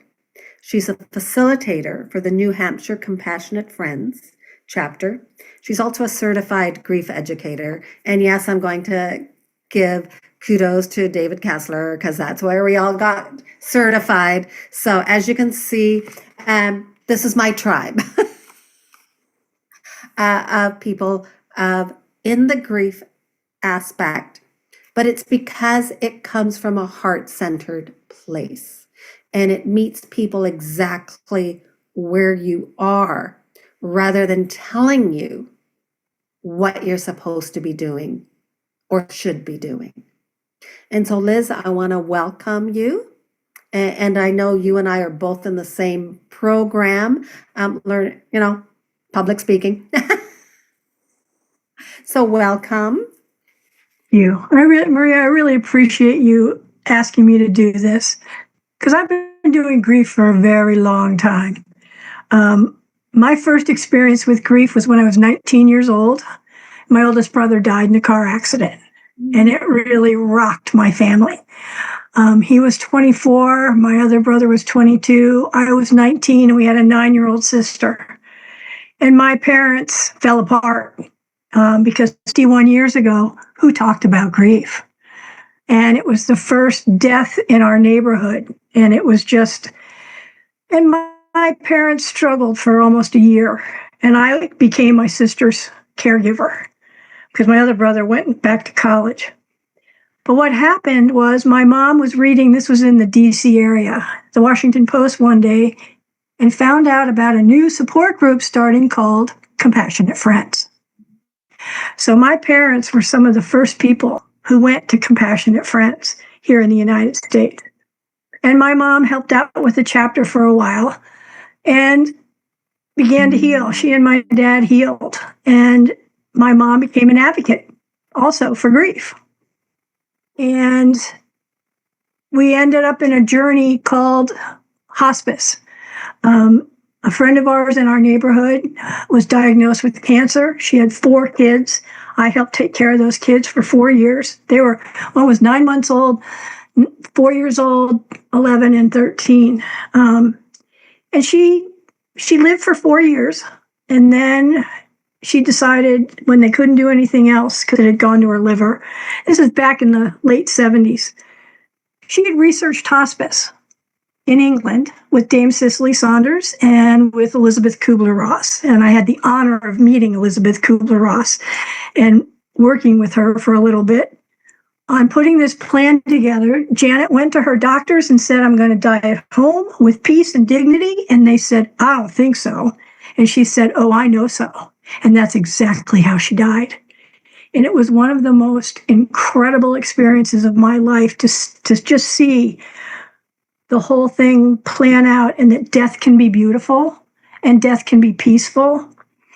And so my mom and I went on to create the third hospice in this country called Montgomery Hospice. It's still a thriving hospice in Rockville, Maryland today. And they honored my mom about 5 years ago. But all that work in hospice, I trained volunteers to go sit with the dying and take care of them. And everything was going great until May of 2008, when my sister-in-law was diagnosed with cancer in January, and she had been diagnosed for a little while. So in May of 2008, she died peacefully at home. And we all were suffering because she was like a big sister to me. Little did we know that 3 months later, my only child, my 26-year-old Joanna, had pelvic surgery about three or 4 weeks before. And she woke up one Sunday morning with a swollen, painful leg and went to the hospital in her town here in New Hampshire, a little town called Keene. They didn't have an ultrasound technician on call, so they sent her home instead of keeping her until they did. 3 days later, she got up to go to the bathroom and she was gone. A month before her wedding. And to say that that rocked me was, she was my life. She was my only child. And here we had her wedding all planned and ready to go. And my mom and dad were already in an assisted living down in Virginia, and I was not about to have them come up here for the funeral. So the night of my daughter's funeral, I talked to my mom for an hour on the phone, knowing if anybody would understand, she would. We had a great conversation. Right before she hung up, she said, my sister actually had come up from Baltimore and she was here with me still. God bless her. She spent 2 weeks taking care of me. My mom said, I don't want you guys to worry, but they're taking me to the hospital in the morning because they think they want to look at my heart. I feel fine. Okay. The next morning, my mother had a stroke. And 3 days later, she was gone, which was 10 days after my daughter. So I was in a tailspin. I didn't know what to do, I was in shock. I didn't know how to survive. But the one thing my mother said to me on the phone that night, she made me promise that I would find a Compassionate Friends group. Within a month, I did. And I walked into that room, that first meeting, looked up at the ceiling and said, okay, Mom, I'm here. Now what? I cried through the whole thing. The first several meetings, I cried most of the time. But then I started listening. And I started hearing other grieving parents talk and how comforting that was to know that I wasn't alone, that other people were feeling the same things I was feeling. I wasn't crazy. I was actually doing what I should be doing. I was grieving. I was angry. I was beside myself, but it helped me heal in a way that I can't really say enough good things about Compassionate Friends. I was a member for 2 years, and then I became a facilitator, which I've now been a facilitator for 15 years. And it's been one of the biggest joys of my life to be able to be there for the newly bereaved and to help other grieving parents when they first come in understand it's okay to feel whatever you're feeling. There's no right or wrong here. There's no good or bad. It has to be your way.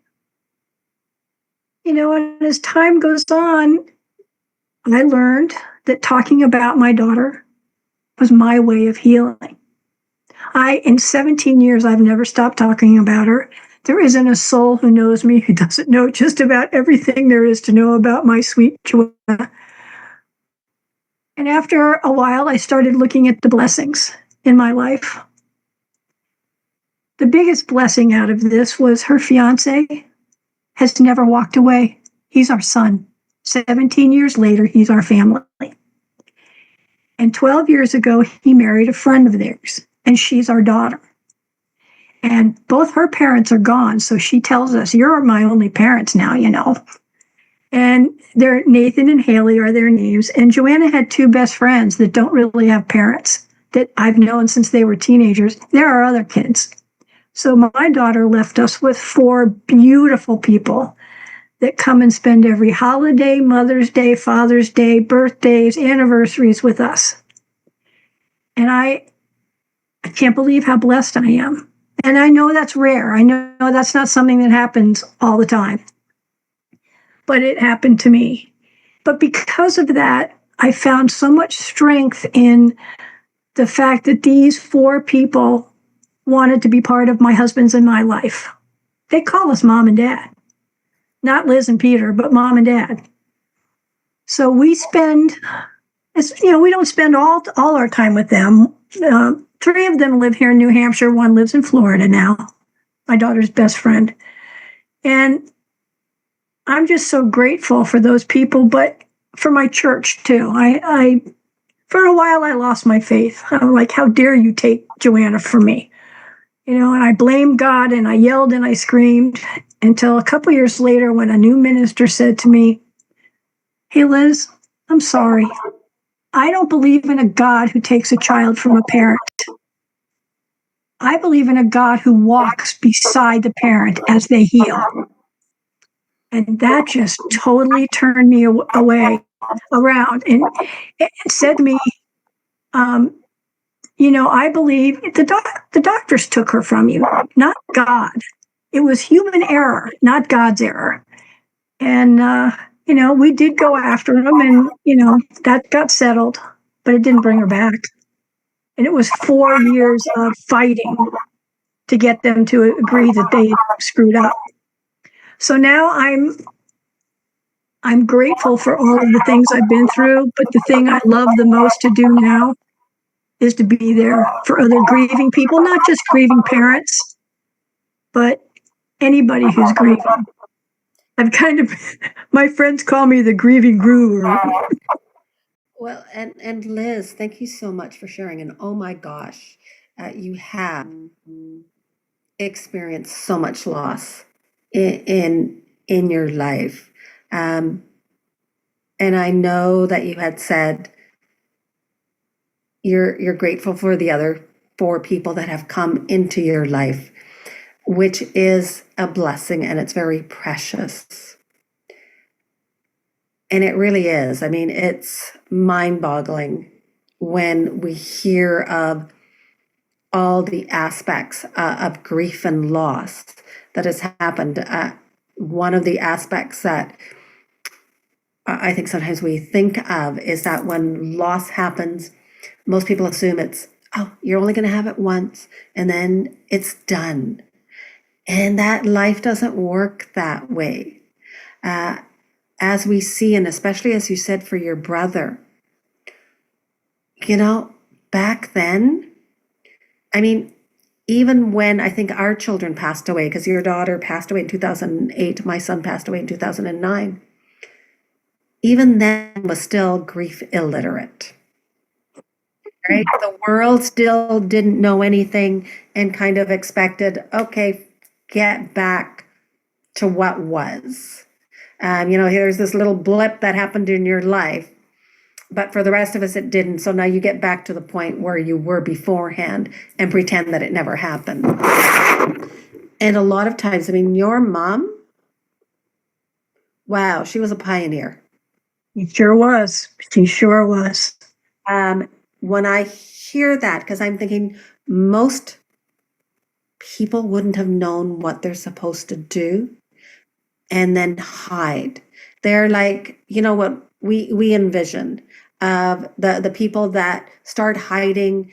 I mean, that was one of my thoughts and my fears was I was going to become the person that people go, yeah, look at her. She was okay beforehand, but after her child died, I don't know what the heck happened. And that's the fear of a lot of grievers. I think it doesn't have to be that way. If you're open and honest about what you're feeling and being willing to share your loved one. I have had friends for years who never met Joanna. And they've always said to me, God, I feel like I know her. And to me, that's the biggest compliment I could get. The biggest compliment at all is to hear that I'm telling her story enough that people get who she was. She was a sweet, caring, loving young lady who had some problems in her teenage years of not fitting in and not feeling great, but she broke through that and worked hard at it. She had the voice of an angel. She and I sang in the choir together. Took me a while, took me 15 years to go back to choir without her.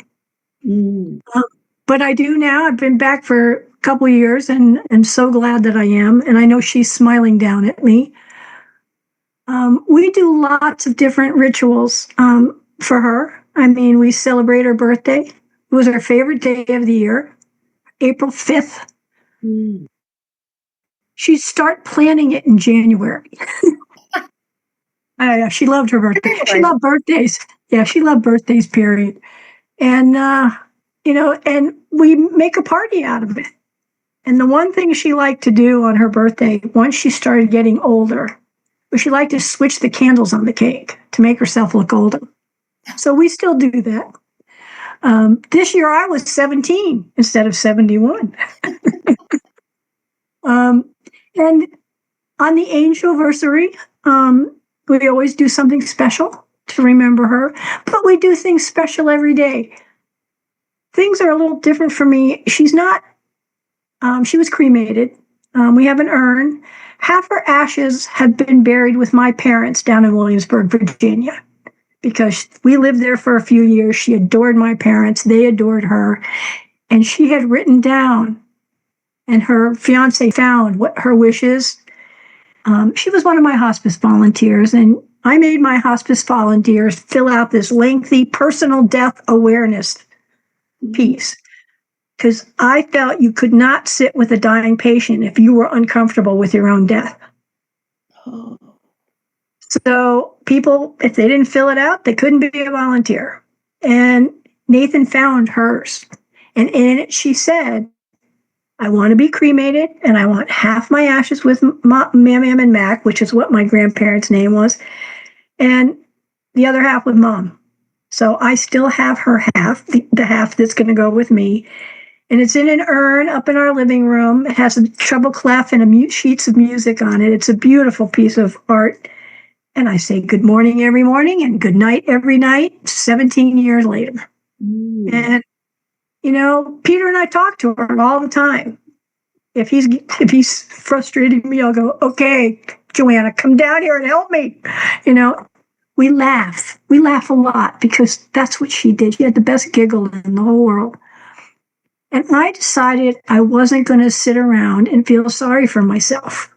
I've been through too much in my life to have this destroy me. Instead, I decided to give me a new life.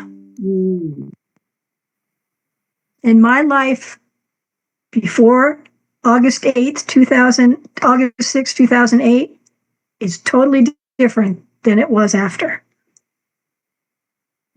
But I have found peace.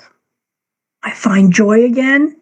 Took a long time, but it is possible. And that's what, when I give talks, that's what I talk about. I talk about how I chose to not hide my grief and not hide from the world. And just be honest. If I'm having a Joanna moment, I have it. And people who know me go, Liz is having a Joanna moment. Peter says to me, if I'm listening to a song and it gets me, he goes, having a Joanna moment? I'm like, mm-hmm. He goes, good. He has them too, even though he was her stepdad, but much more of a dad to her than her own dad, who, by the way, died 8 months before she did from prostate cancer.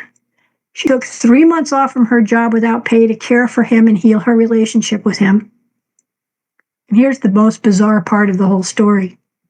She died on his birthday. You think that didn't piss me off? It did. But now it's kind of a joke. They're in heaven together.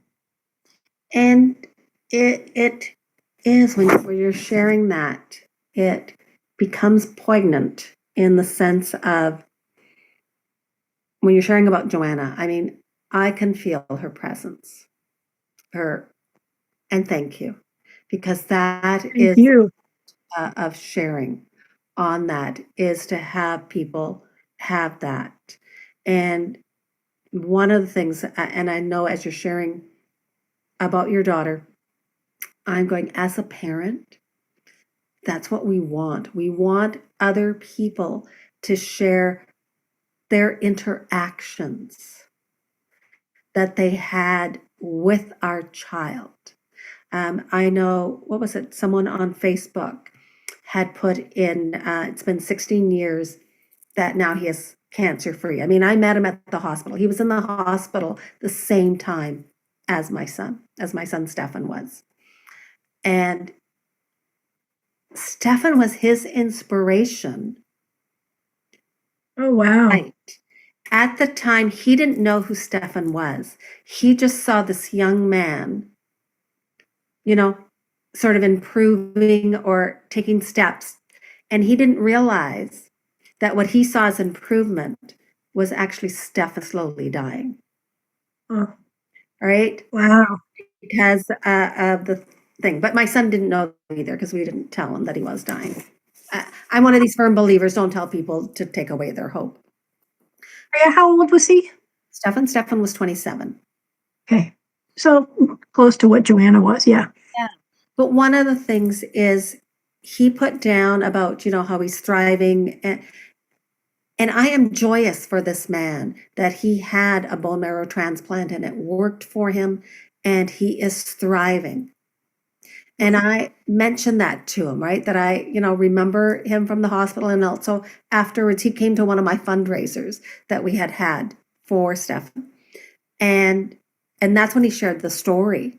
And even today afterwards on Facebook, when I messaged him and then he messaged me back, he goes, like he's joyous and happy because he remembers also. And so I think sometimes I find, and as you have like the 4 people that stay with you, when they share stories of their interaction, people are always afraid because they're thinking, oh, it's going to bring you tears. It's tears of joy and of saying, wow, someone else remembers them. How precious is that? So precious. I tell people, it's okay if I cry. I mean, and yes, any Joanna stories you have, I want to hear them all. I love it. I absolutely love it. But people who know me after all these years, they know that. They're not afraid of me anymore. And, there have been a few people that have lost kids, that I've known since, and I'm the first person they call.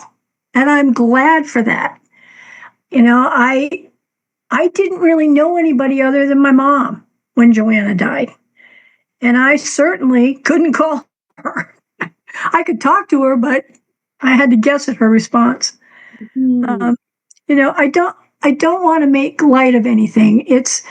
It's just that I've come to a point in my life where I feel hiding from grief and hiding from talking about it is more harmful than talking about it. And I totally agree with you on that because that is one of the aspects that I think many people believe is that we need to keep silent. We need to not say anything because we don't want to make other people uncomfortable. And people around us walk on eggshells. We had another guest speak about what to say to people. And it really is. And one of the things about being supportive is asking permission and even saying, I don't know what to say. I don't know how to support you, but I care enough about you that I want to support you. Exactly. Great thing. The other thing, talking about holidays, I remember my first holiday. I wanted it to go away because, Joanna loved Christmas and I couldn't bear to do anything. I mean, in my house at Christmas is decorated to the hilt. I didn't, for 3 years, nothing. Couldn't do it. So the first Christmas, somebody suggested to my husband at work that maybe we should go someplace we'd never been before, where there were no memories. So we went to this place in Massachusetts called Foxwoods. It's kind of a gambling resort, whatever, but it has nice suites. So that's what we did. And yeah, Christmas is all around, but there were no memories of Joanna. And did we think of Joanna? Of course. But it was what we needed to do for us. So what I usually tell newly bereaved parents or newly bereaved, be selfish. Do what you need to do for you. And if you make plans to go somewhere, always have an escape route. Always have a backup plan. If you go to a party thinking you're going to be okay and you get there and you're not, make the host or hostess aware that you might have to leave. And that's, I believe, is one of the best things I heard about the holidays. Do what you're comfortable with because you need to take care of yourself. And after a few years, I started relaxing a little bit and I was able to start coming back to enjoying Christmas.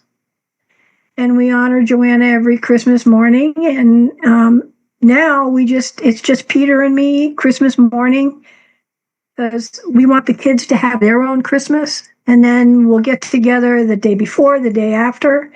And after all these years, we really enjoy that because we can talk about Joanna and just laugh and have a good time. But again, I'm talking 17 years. This didn't happen right away. And I'm grateful that you mentioned that, because in grief, there's a timeline, right? People like to give timelines. And I know we're more longer term grief, and even the previous guest beforehand, it's a longer term grief where we're still missing the person. And I use the word still because a lot of times people kind of figure, that's the thing that they always say, you're still there. And one of the things that I mentioned this morning that we had spoke about yesterday, which is scary to most people, is to say that we happen to be grievers for life and that it stays with us. And in some ways, when you first hear it, it feels like you just want to run away and hide because they're kind of like, no one wants this pain. And when we come to the realization is where it becomes more freedom, where we have the vulnerability to speak up, to say what we want, to no longer kind of say, yeah, I don't care what you think anymore. And if you're uncomfortable, I'm going to speak about my person.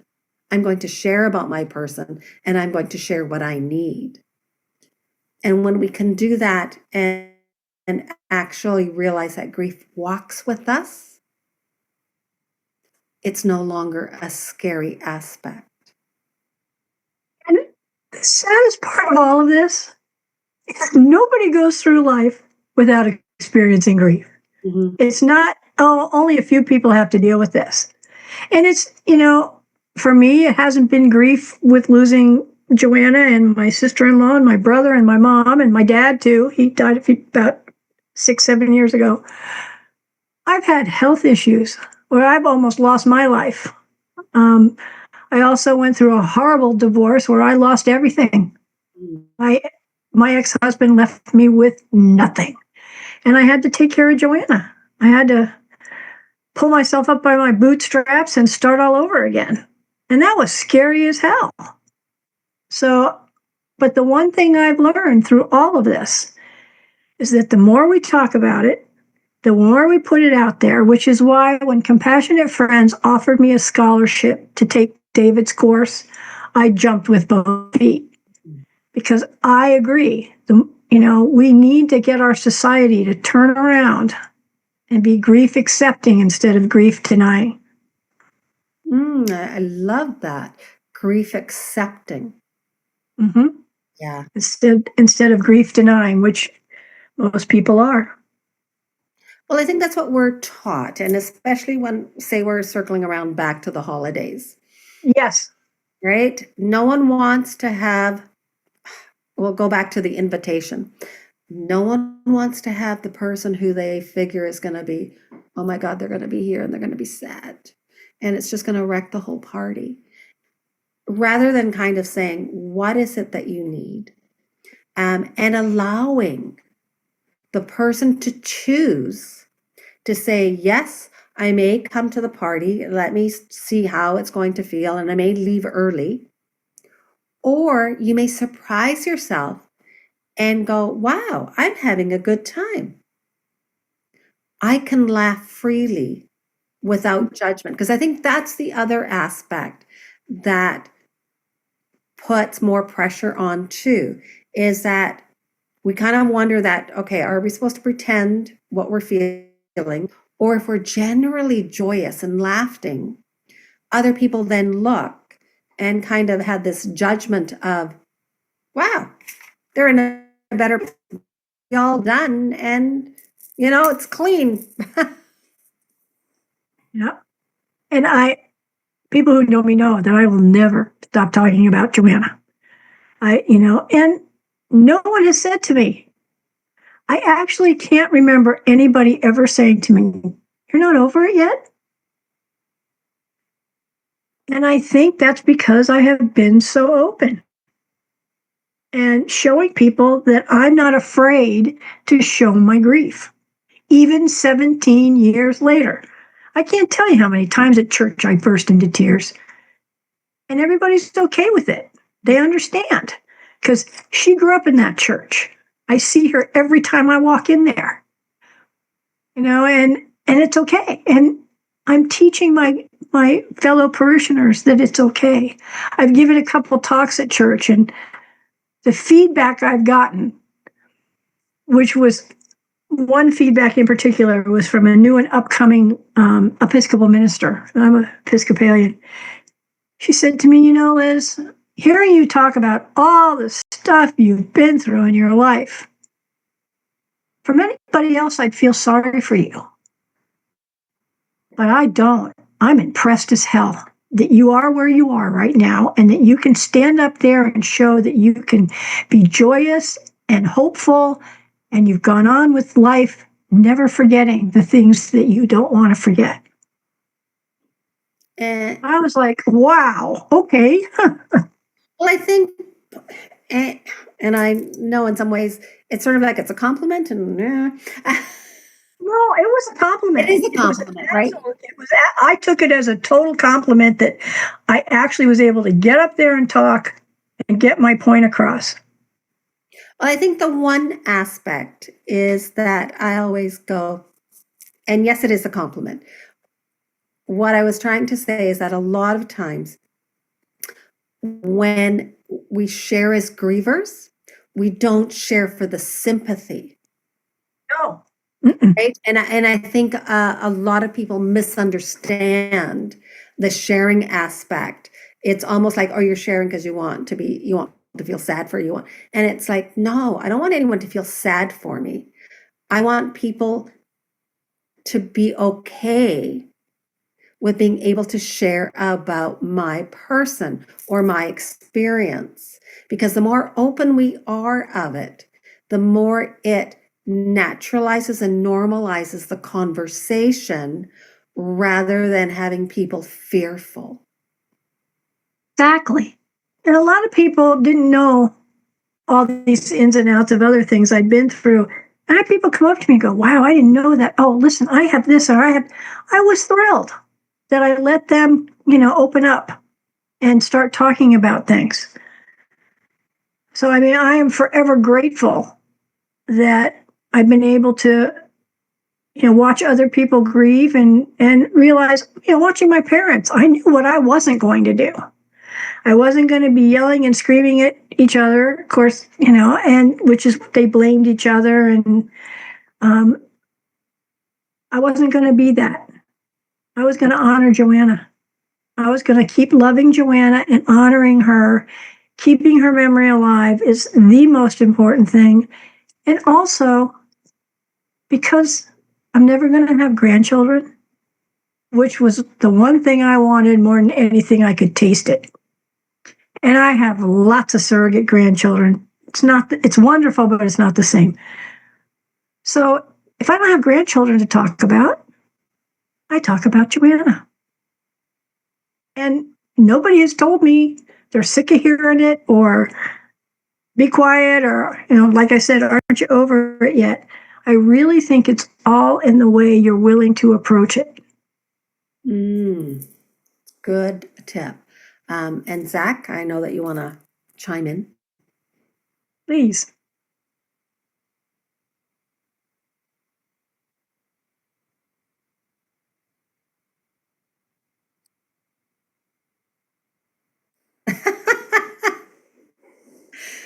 Good choice in switching those around. But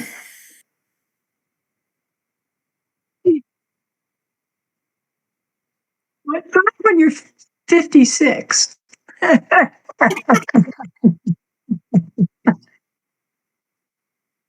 Yeah.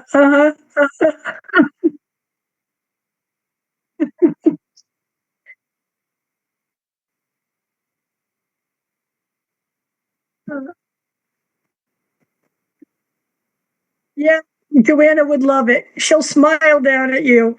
Anybody who does that, she just loves it.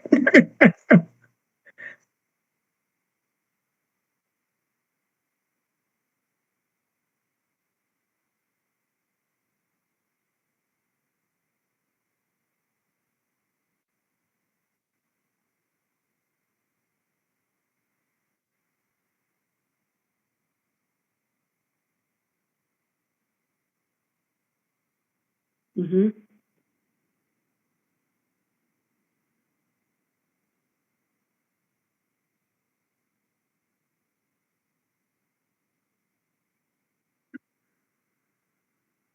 Mhm, mhm.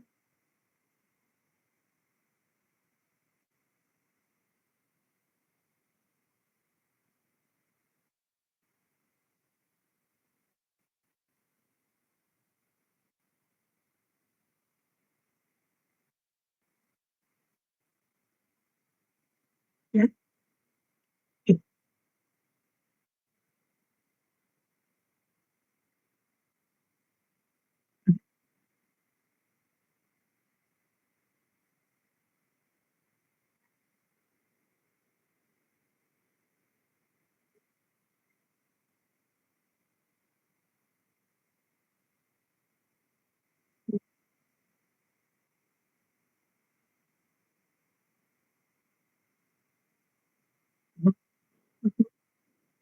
Agreed.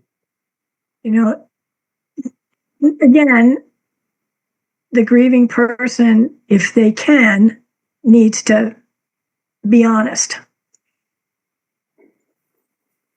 Hmm. And the honesty comes from being aware and Mm, acknowledging where we're at, exactly. right? And Yeah. that is something, even as a griever, takes time. It doesn't come right away. Yes, we have I call them heart whispers. Some people call them the gut or, intuition. It takes a while before we kind of connect with what we want and what we need. Because especially at the beginning, in that rawness, we don't know what we want. Our emotions are jumbled. Yeah. Yes. Yeah. Well, I can remember when I was working for a hospice when Joanna died, and I took a month off and I went back to work and I was there maybe a week. And the bereavement coordinator's office was next to mine. And just one day she had a grieving family in there who just lost their 96-year-old mother. And they were sobbing and crying uncontrollably. And I wanted to pound my fists on the wall and say, "What are you crying about? I just lost my 26-year-old daughter." I didn't do it. But my boss came in the next day and I said, "I think you came back to work too soon." I was ready to kill somebody yesterday. And I was very blessed. My hospice gave me 3 months off. Mm. And, that's when I really dived into Compassionate Friends. And our chapter at that time had a special 10-week program for the newly bereaved. So I did that, and that really helped. So everybody has to, you know, do what works for them, but never be afraid to ask for help. And I thank you for mentioning that, Liz, because I think a lot of times we don't make the mention of the anger that we're feeling. And I Mm, totally get where you were on that one, because at the beginning, yes, I would have been. yes. And Yeah. um, and also about the workplaces. I mean, these are other topics because I am going to be continuing on in having these conversations in summits in the new year. So these are different layers, and I hope that the audience will join us and even send us questions of what kind of grief and loss that they're experiencing, because it Great. is, right? There's so many different layers. I mean, I've used the onion for so much. You would think that it was my favorite. I think it's a vegetable. And I forget it's a vegetable because use it as a staple. like garlic and onion. It's a staple, and I forget what where they fall into. But that's what it's like. There are so many different nuances. And I get that each educator has their lane and their expertise.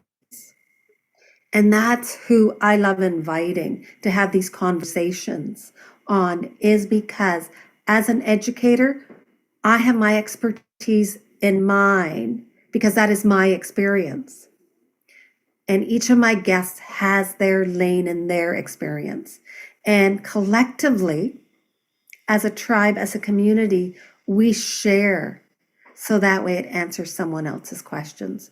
Liz, I want to thank you for being here. I do want you to maybe leave a tip for our audience. I think the best thing I could say to anybody who's grieving is don't be afraid to talk about it, because the more you talk about it, the easier it becomes. Don't hide. Reach out for help. Tell people what you need. And I know that most people can find what they need by just putting it out there. Thank you so much, Liz, and I appreciate that you said yes to being my guest. I appreciate you asking. I'm honored to have been here, and thanks for listening to my story. I never hesitate to share. It's okay. As a grief coach, that's what we do. We That's listen. what we do.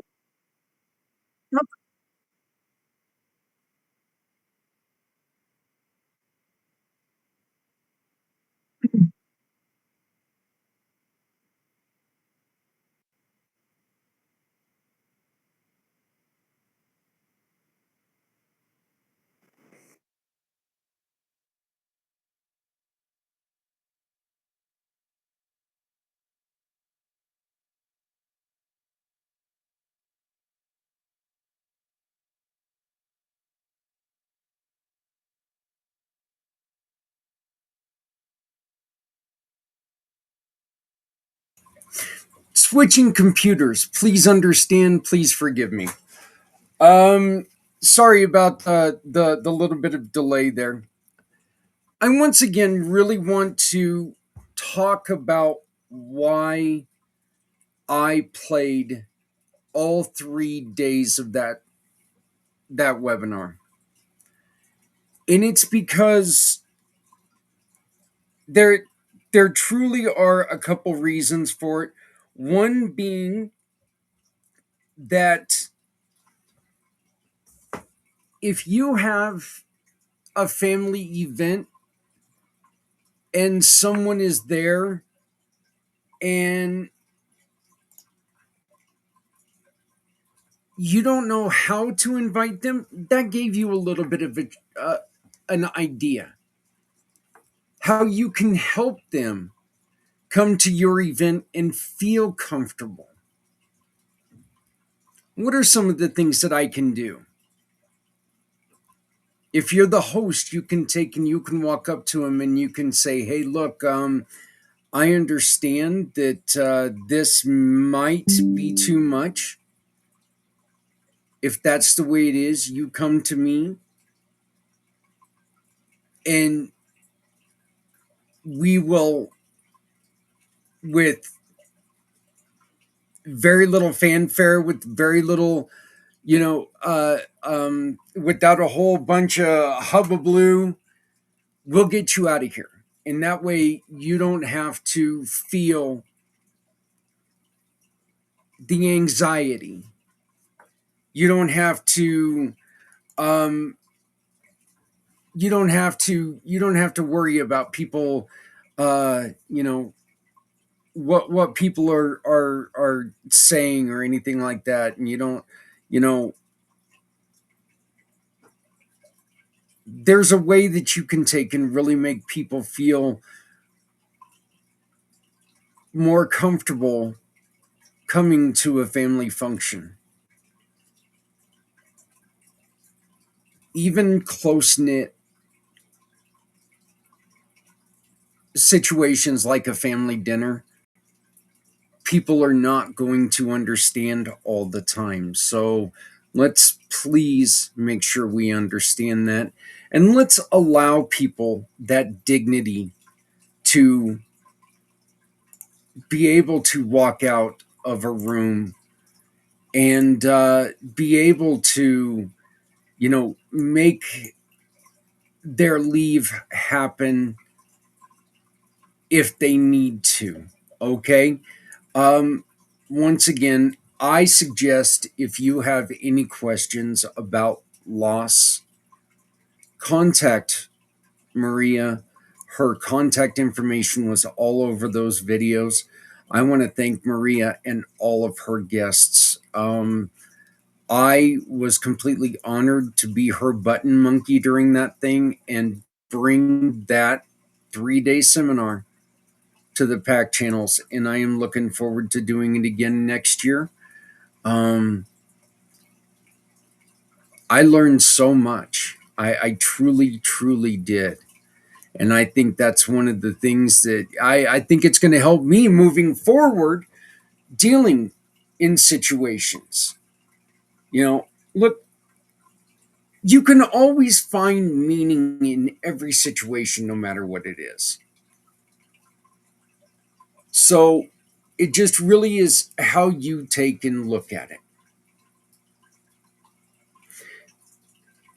I don't know how to take and look at this because my wife is going to make me eat this in vegetables. That's what food eats. But I am still thrilled to have this young lady as part of this miracle of the season because she is putting a beautiful spin on goulash, a comfort food. And quite frankly, I think goulash is a perfect time. It's a perfect time for goulash to warrant. The weather is a little cooler. Not here in Colorado, though.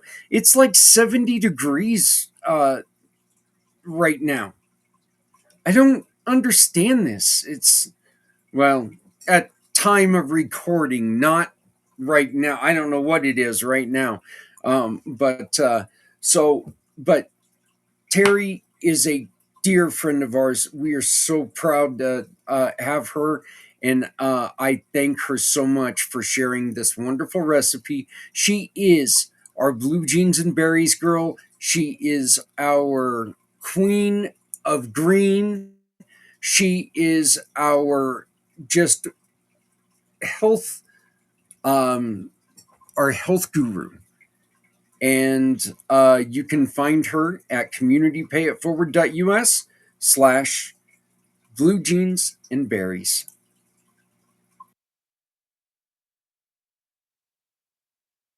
Hey everyone, my name's Terry, in case you don't know me, and I am stepping way outside my comfort zone right now. Thanks to my good friend Zach over at Community Pay It Forward.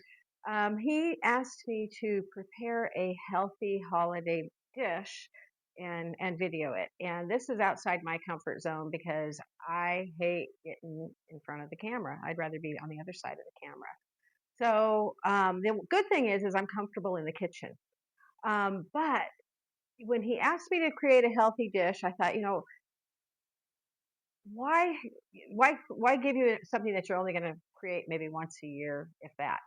I wanted to take a comfort food that I enjoy, that I think a lot of us grew up enjoying, and take it to the next level with nutrition, because that's what I'm all about. That's what I love to do. Is I am about helping people get better nutrition, helping them sneak veggies in a way that you might not necessarily think of. And as for me, when my kids were growing up, it was sometimes a fight to get them to eat vegetables. And I always wanted more nutrition in them. So it all started with me experimenting and throwing some shredded carrots into a spaghetti sauce. So it worked. The kids ate it, and I found that the carrots, when they cooked down, kind of took on the same texture as the ground meat, and it added a little bit of sweetness too. So I didn't need to put any sugar in the sauce to cut the acidity of the tomatoes. So it was a win, and I've kind of elaborated a little bit more on that. But today I wanted to prepare a comfort dish, something that I grew up eating, and I know a lot of people grew up eating. And I know, back in the 70s, it was a dish that my mother could prepare that would stretch the grocery budget, but also feed a large family because back then we had large families. But even now, we're looking for ways to stretch our grocery budget, but still feed our family in a healthy and nutritious way. So to me, comfort food, it was called goulash in my household. Some people know it as American chop suey. There might be other names for it, but it's a basic dish starting with ground meat, and you make a tomato sauce kind of similar to a spaghetti sauce. And then you throw in noodles and let it cook down. Some people put cheese on it, some people don't.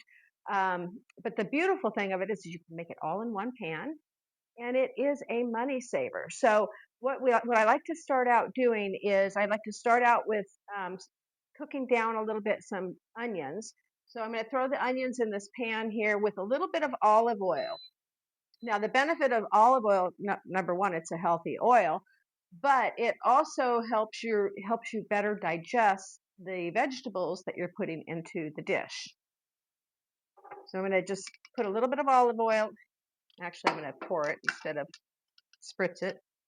Pour a little bit of olive oil in a pan, and I'm doing this at about a medium high heat. I'm going to throw in, that was one small chopped onion, about a cup of onion. I don't typically measure anything, so I don't expect you to either. But if you are a stickler for measuring, that was about a cup. And then I like to put in some garlic.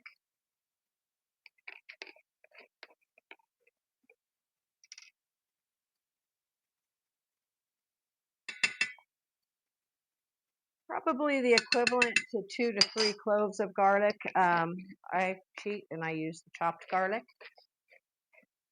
But you're going to cook that down. You're going to allow that to cook and get fragrant. And then we're going to add in some surprise veggies. What I love to do now, a lot of people add sweet peppers into their sauces, and that's a good thing. So that I've got about a cup of sweet peppers that was in the fridge I needed to use up. Now, orange and red sweet peppers tend to have a little bit more nutrition in them. So these add more fiber, and it's going to add some more nutrition to your dish. I love to finely chop some celery. Celery is full of fiber and antioxidants that can help your body as well. Secret ingredient, one of the secret ingredients, finely chopped kale or spinach. Now this is baby kale grown in my garden. I didn't feel like going to the market for spinach. So I do chop it very fine so that it cooks down real well and it's not recognizable. Now I have a bonus here. Normally I don't put fresh tomatoes in, but this time I had some grape tomatoes that were just not yet salad worthy anymore. They were starting to get just a little bit squishy. And then what started it all, shredded carrots. Now this was 3 medium-sized carrots, and it's about 2 cups of carrots. What I love about that is not only are you going to get the immune support and the natural sweetness from the carrots, but it's going to take on the texture of the meat, and it's going to stretch the amount of meat that you need to put in the dish. So for this, I'm using not quite a pound of ground turkey. Now you can use any ground meat that you like, but I'm using ground turkey. And then I'll be using some tomato sauce and some marinara sauce, or marinara sauce. I have a little thing of marinara sauce. And I'm going to use 1 can or 1 jar of tomato sauce. And then I'll be throwing some noodles in. Now, another thing I like to do with this is I'm going to be making this sauce, and I might not want all of this to be goulash. I don't have kids at home anymore that I'm feeding, but I like to make meals that will stretch, that I can eat for more than 1 meal, maybe 2 or 3 meals. But once I get past 3 meals, I'm going to get bored with it. So what I'm going to do before I thin the sauce and throw the noodles in, I'm going to set some of the sauce aside to use in another dish. Now that sauce that I set aside, you can do that you're making the sauce, make a larger batch, set some of it aside, which you could throw in the freezer, or you can use later on to make spaghetti or make poor man's pizza. You put some on a piece of toast and throw some mozzarella on it, and that poor man's pizza. Um, you can use the sauce for different things. So some ravioli or tortellini, whatever. So I'm going to set some of that sauce aside. So what I'm going to do here is I'm going to throw the meat in. I'm going to start browning the meat, and I'm going to scramble that up with the onion and the garlic, and then I'll get right back to you. I'm going to put you on pause right now so that you don't have to see me sit there scrambling meat. Okay, I got the meat in there browning, and I don't let it get too brown before I'm going to start throwing in some of the vegetables. But I'd like to just know, what are some of your favorite comfort foods? What is it that what brings you comfort? What was something from your childhood that you remember eating all the time? Um, Sometimes they're not that they weren't made the healthiest back then, but you can modify and increase nutrition in almost anything. You'd be surprised at what you can add extra veggies to. If you're going to make a meatloaf for the family, what about adding some extra veggies in that? Carrots, peppers, spinach, those type of things you can add in, and they cook in, and they'll take the flavors of your seasonings and your meats, and nobody's going to know that they're in there except for you. So again, the meat is browning. I've got this browning really nicely, so I'm going to go ahead and throw in. I like to throw in the carrots and the kale first. The carrots take a little bit longer to cook down. Peppers, I like to have a little bit of the texture still in there with the peppers, so I don't like to cook those too soft.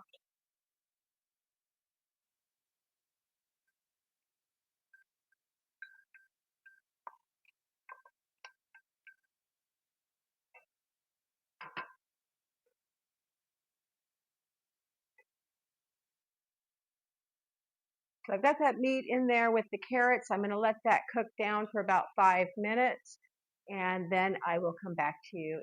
Okay, so the meat has cooked down a bit, and the carrots have softened up. So now, excuse me, now what we're going to do is we're going to throw in the pepper, the celery and the peppers. Throw these in.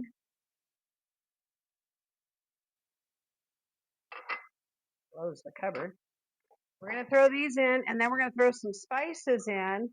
Now, I don't know how you spice your goulash or your American chop suey, whatever you happen to call it. I guess it all depends on what part of the states you're from. Um, but I like to use Italian seasoning, a little bit of cumin, and a pinch of chili powder, just enough to give it a little bit of a kick. Not making it too spicy, but just to give it a little bit of a kick. And I know you really can't see. Well, I guess I could show you how colorful this is right now. We've got orange in there, we got green, little specks of the kale, and then we've got the meat in there and the onions.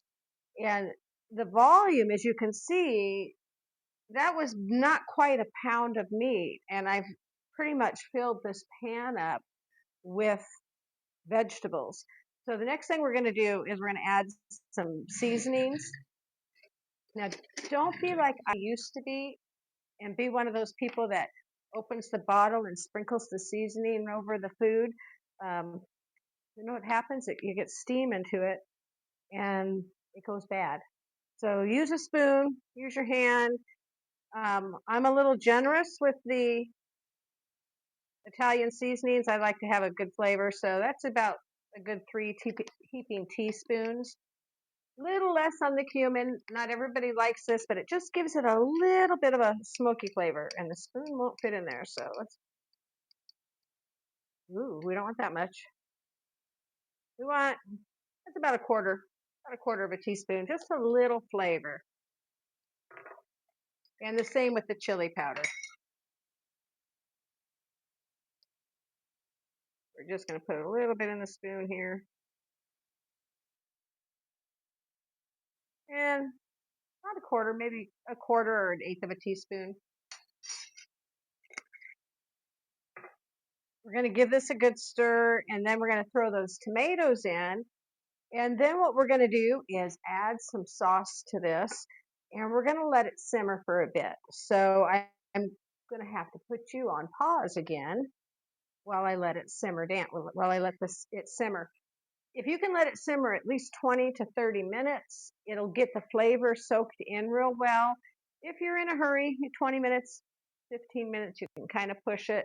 The longer you let it simmer, the more the flavors soak up and the vegetables cook down to where they're even less recognizable.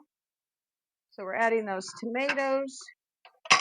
And again, the tomatoes, I'm only adding those because I had them and I don't want them to go to waste. But they were just getting a little bit on the soft side, and I like my cherry tomatoes to have a crunch to them. So I've got the tomatoes in there. I've got the celery. I've got some chopped up greens, finely chopped greens. We got onions. We got peppers. We got all kinds of vitamins and nutrients going in there. And now we're going to add in the tomato sauce. You can use tomato sauce. You can use ragu sauce. You can use marinara sauce, whatever you want to use, whatever you happen to have on hand. I'm using what I have on hand. So I've got some tomato sauce, which I canned. I need to use it. I need to use it up. And then I've got this little thing of marinara. I'm going to throw that in there as well. Now, the interesting thing with tomatoes is they actually, there's more lycopene in them available to you when you cook them down. So, and with the vegetables, because we are cooking them, it's going to be easy for your body to digest them and to absorb them. So hiding some veggies in, your family won't know the difference. You're still going to have a tasty meal, and you're winning because you're getting extra veggies into their bodies.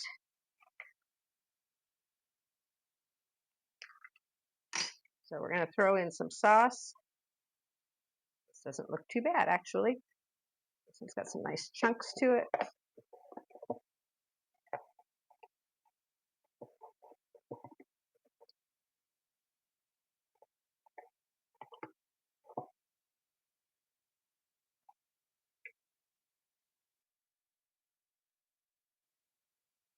It's already starting to smell incredible in here. Oh my goodness. And this is going to make a nice, thick, rich sauce. And the veggies just complement the flavor. You can't taste them. So even if you've got somebody who hates spinach or kale, or they're not going to taste it in there. The carrots, need an opener for this. The carrots, again, you can't taste the carrots, but they add a subtle sweetness to the sauce. So what I love about it is it cuts that acidity down in the tomato sauce, and I don't find the need to put sugar in. If I don't put carrots in, I find myself wanting to put a little bit of sugar in the sauce to bring the acid level down. Okay, so what we're going to do here is just mix this up. I'm going to let this cook for about 30 minutes because I can. I'm not in a hurry to get this on the table. Again, you can cook it as long as you like. It's good leftover. When it sits and marinates overnight, it's even better. This is why I'm going to set some of the sauce aside for another dish. And obviously, this pan is now so full, I couldn't even get my noodles in here if I wanted to. So I'm going to let this cook for a bit, and then I'm going to come back. We're going to transfer some of this to set us into a jar to set aside for another meal or two, and then we'll add our noodles in here and let it cook within the sauce a little bit. Put the noodles in, let it cook till the noodles are ready, and then we're going to have a delicious comfort meal that your family will love. They won't notice that you've thrown in all those extra veggies. You're going to win. They're going to get the extra veggies. Don't know what else to tell you. Okay, so I have a confession. I had to taste the sauce. Primo. It tastes so good. Been simmering for a bit. The carrots have softened up. The flavors have gotten in there. So what I'm going to do is I'm going to just turn it off real quick so I can transfer some of it to a jar to use for another recipe. And then we're going to throw the noodles in and some water in and cook it down. Now what we're going to do, you have to thin that sauce down because the noodles are going to absorb a lot of water. So what I usually do is about twice the amount of water almost maybe times and a half to the noodles. And then you might have to add more as you go along. But let's turn this off for just a minute. It looks incredible. It smells incredible. It's got color to it too. This is the other thing I like is it's got color. And this is the kind of dish you can make this sauce and use it in so many different ways. And it freezes well. It's if you want to make meal prep for a week, you can make a couple of different dishes with it. Like I said before, you could do ravioli, you could do spaghetti, you could do the goulash or the what do we call it, American chop suey. I had no idea what American chop suey was for the longest time, and I found out, oh, it's just goulash. It's just goulash. So I'm going to set aside. I think this is about 3 cups in this jar, maybe. See if that's going to take that pan down enough. That should be good. Put a little bit more in there. So now I've got the pan down almost to the halfway mark, which is going to give me room for some noodles in there. And we're going to set that aside. We're going to turn it back on. I'm going to turn it on to a medium heat. I'm going to turn it on to a medium heat. We're going to let it cook with the lid on. Oh, my other confession was I cleaned up some of the mess while that was simmering. I don't normally dirty that many dishes when I'm cooking. Normally I'm chopping and I'm throwing it in the pan as I chop, but I pre-chopped to save some time because you don't want to sit here and watch me chop. And then if you did, I'd probably maybe cut a finger off or something. Anyhow, I'm really bad about measuring, but you want to thin this sauce down enough to where it's kind of watery. Because we're going to throw the noodles directly in it. This is designed to be a one-pan meal. Now, like I said, adding those veggies bulks it up more, so it makes double the sauce that you might get if you were just doing this with the ground beef or ground turkey. That was about 2 cups of elbow noodles.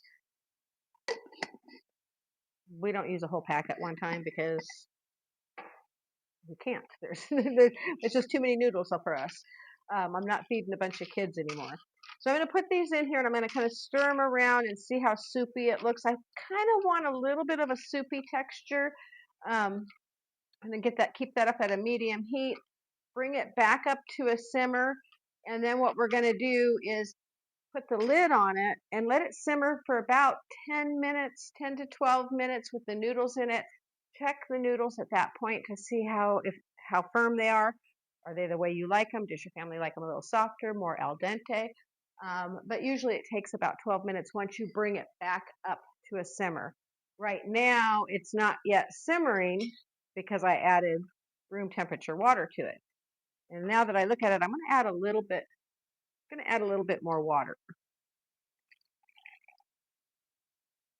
I have no idea how much water I added. I didn't measure. If you stick around long enough with me, you'll learn that I just don't measure unless I'm baking. And that's when measurements become more crucial. But in this type of a meal, anything goes. I mean, you can throw in whatever leftover veggies you have in the refrigerator.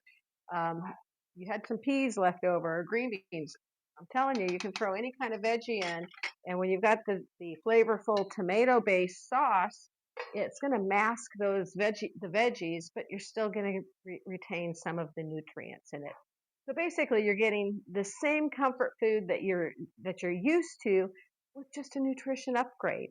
We've upgraded the nutrition level in it, but you still have the same good flavor.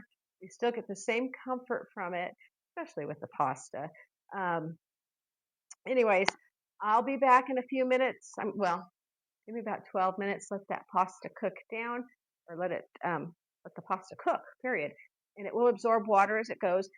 I kind of like to check it as it's cooking every little bit because it can, if I didn't get enough water because I don't measure, it could get a little bit it could start to dry out. So you want to stir it every little bit. Don't want it sticking to the bottom of the pan. You're going to stir every little bit, keep the lid on it. Also, I forgot to mention that when I put you on pause the last time, When the sauce is simmering, I always put the lid on it then. Doesn't have to technically go on, but it keeps the mess down on the stove so you don't have quite so much splattering. Okay, so I'll be back in a few minutes with the finished product and we'll give it a taste. Okay, so it's all done cooking. The noodles are nice and soft, and we're going to give it a little taste test. Now, if you like to add cheese to it, now would be the time to add some grated cheese to the top. I'm trying to avoid dairy these days, so I am not going to be adding any cheese to it, but I want you to see how this cooked up. Now, I can see the orange from the peppers, but the carrots you don't even see in here. It's just incredible the way they cook up. So let's get a little bit of this in a bowl. I'm not doing a huge bowl because, oh, that's hot, because I'm not that hungry right now. And it's a little late to be eating. But let's get a little bite of this and see how it is. I want you to see the colors in this.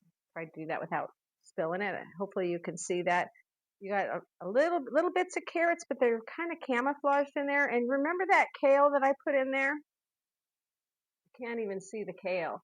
You can't see it at all. So that's something, that's a way to sneak in the extra veggies and fiber and all that good stuff. And oh, this is gonna be hot. I'm gonna burn my mouth just for you.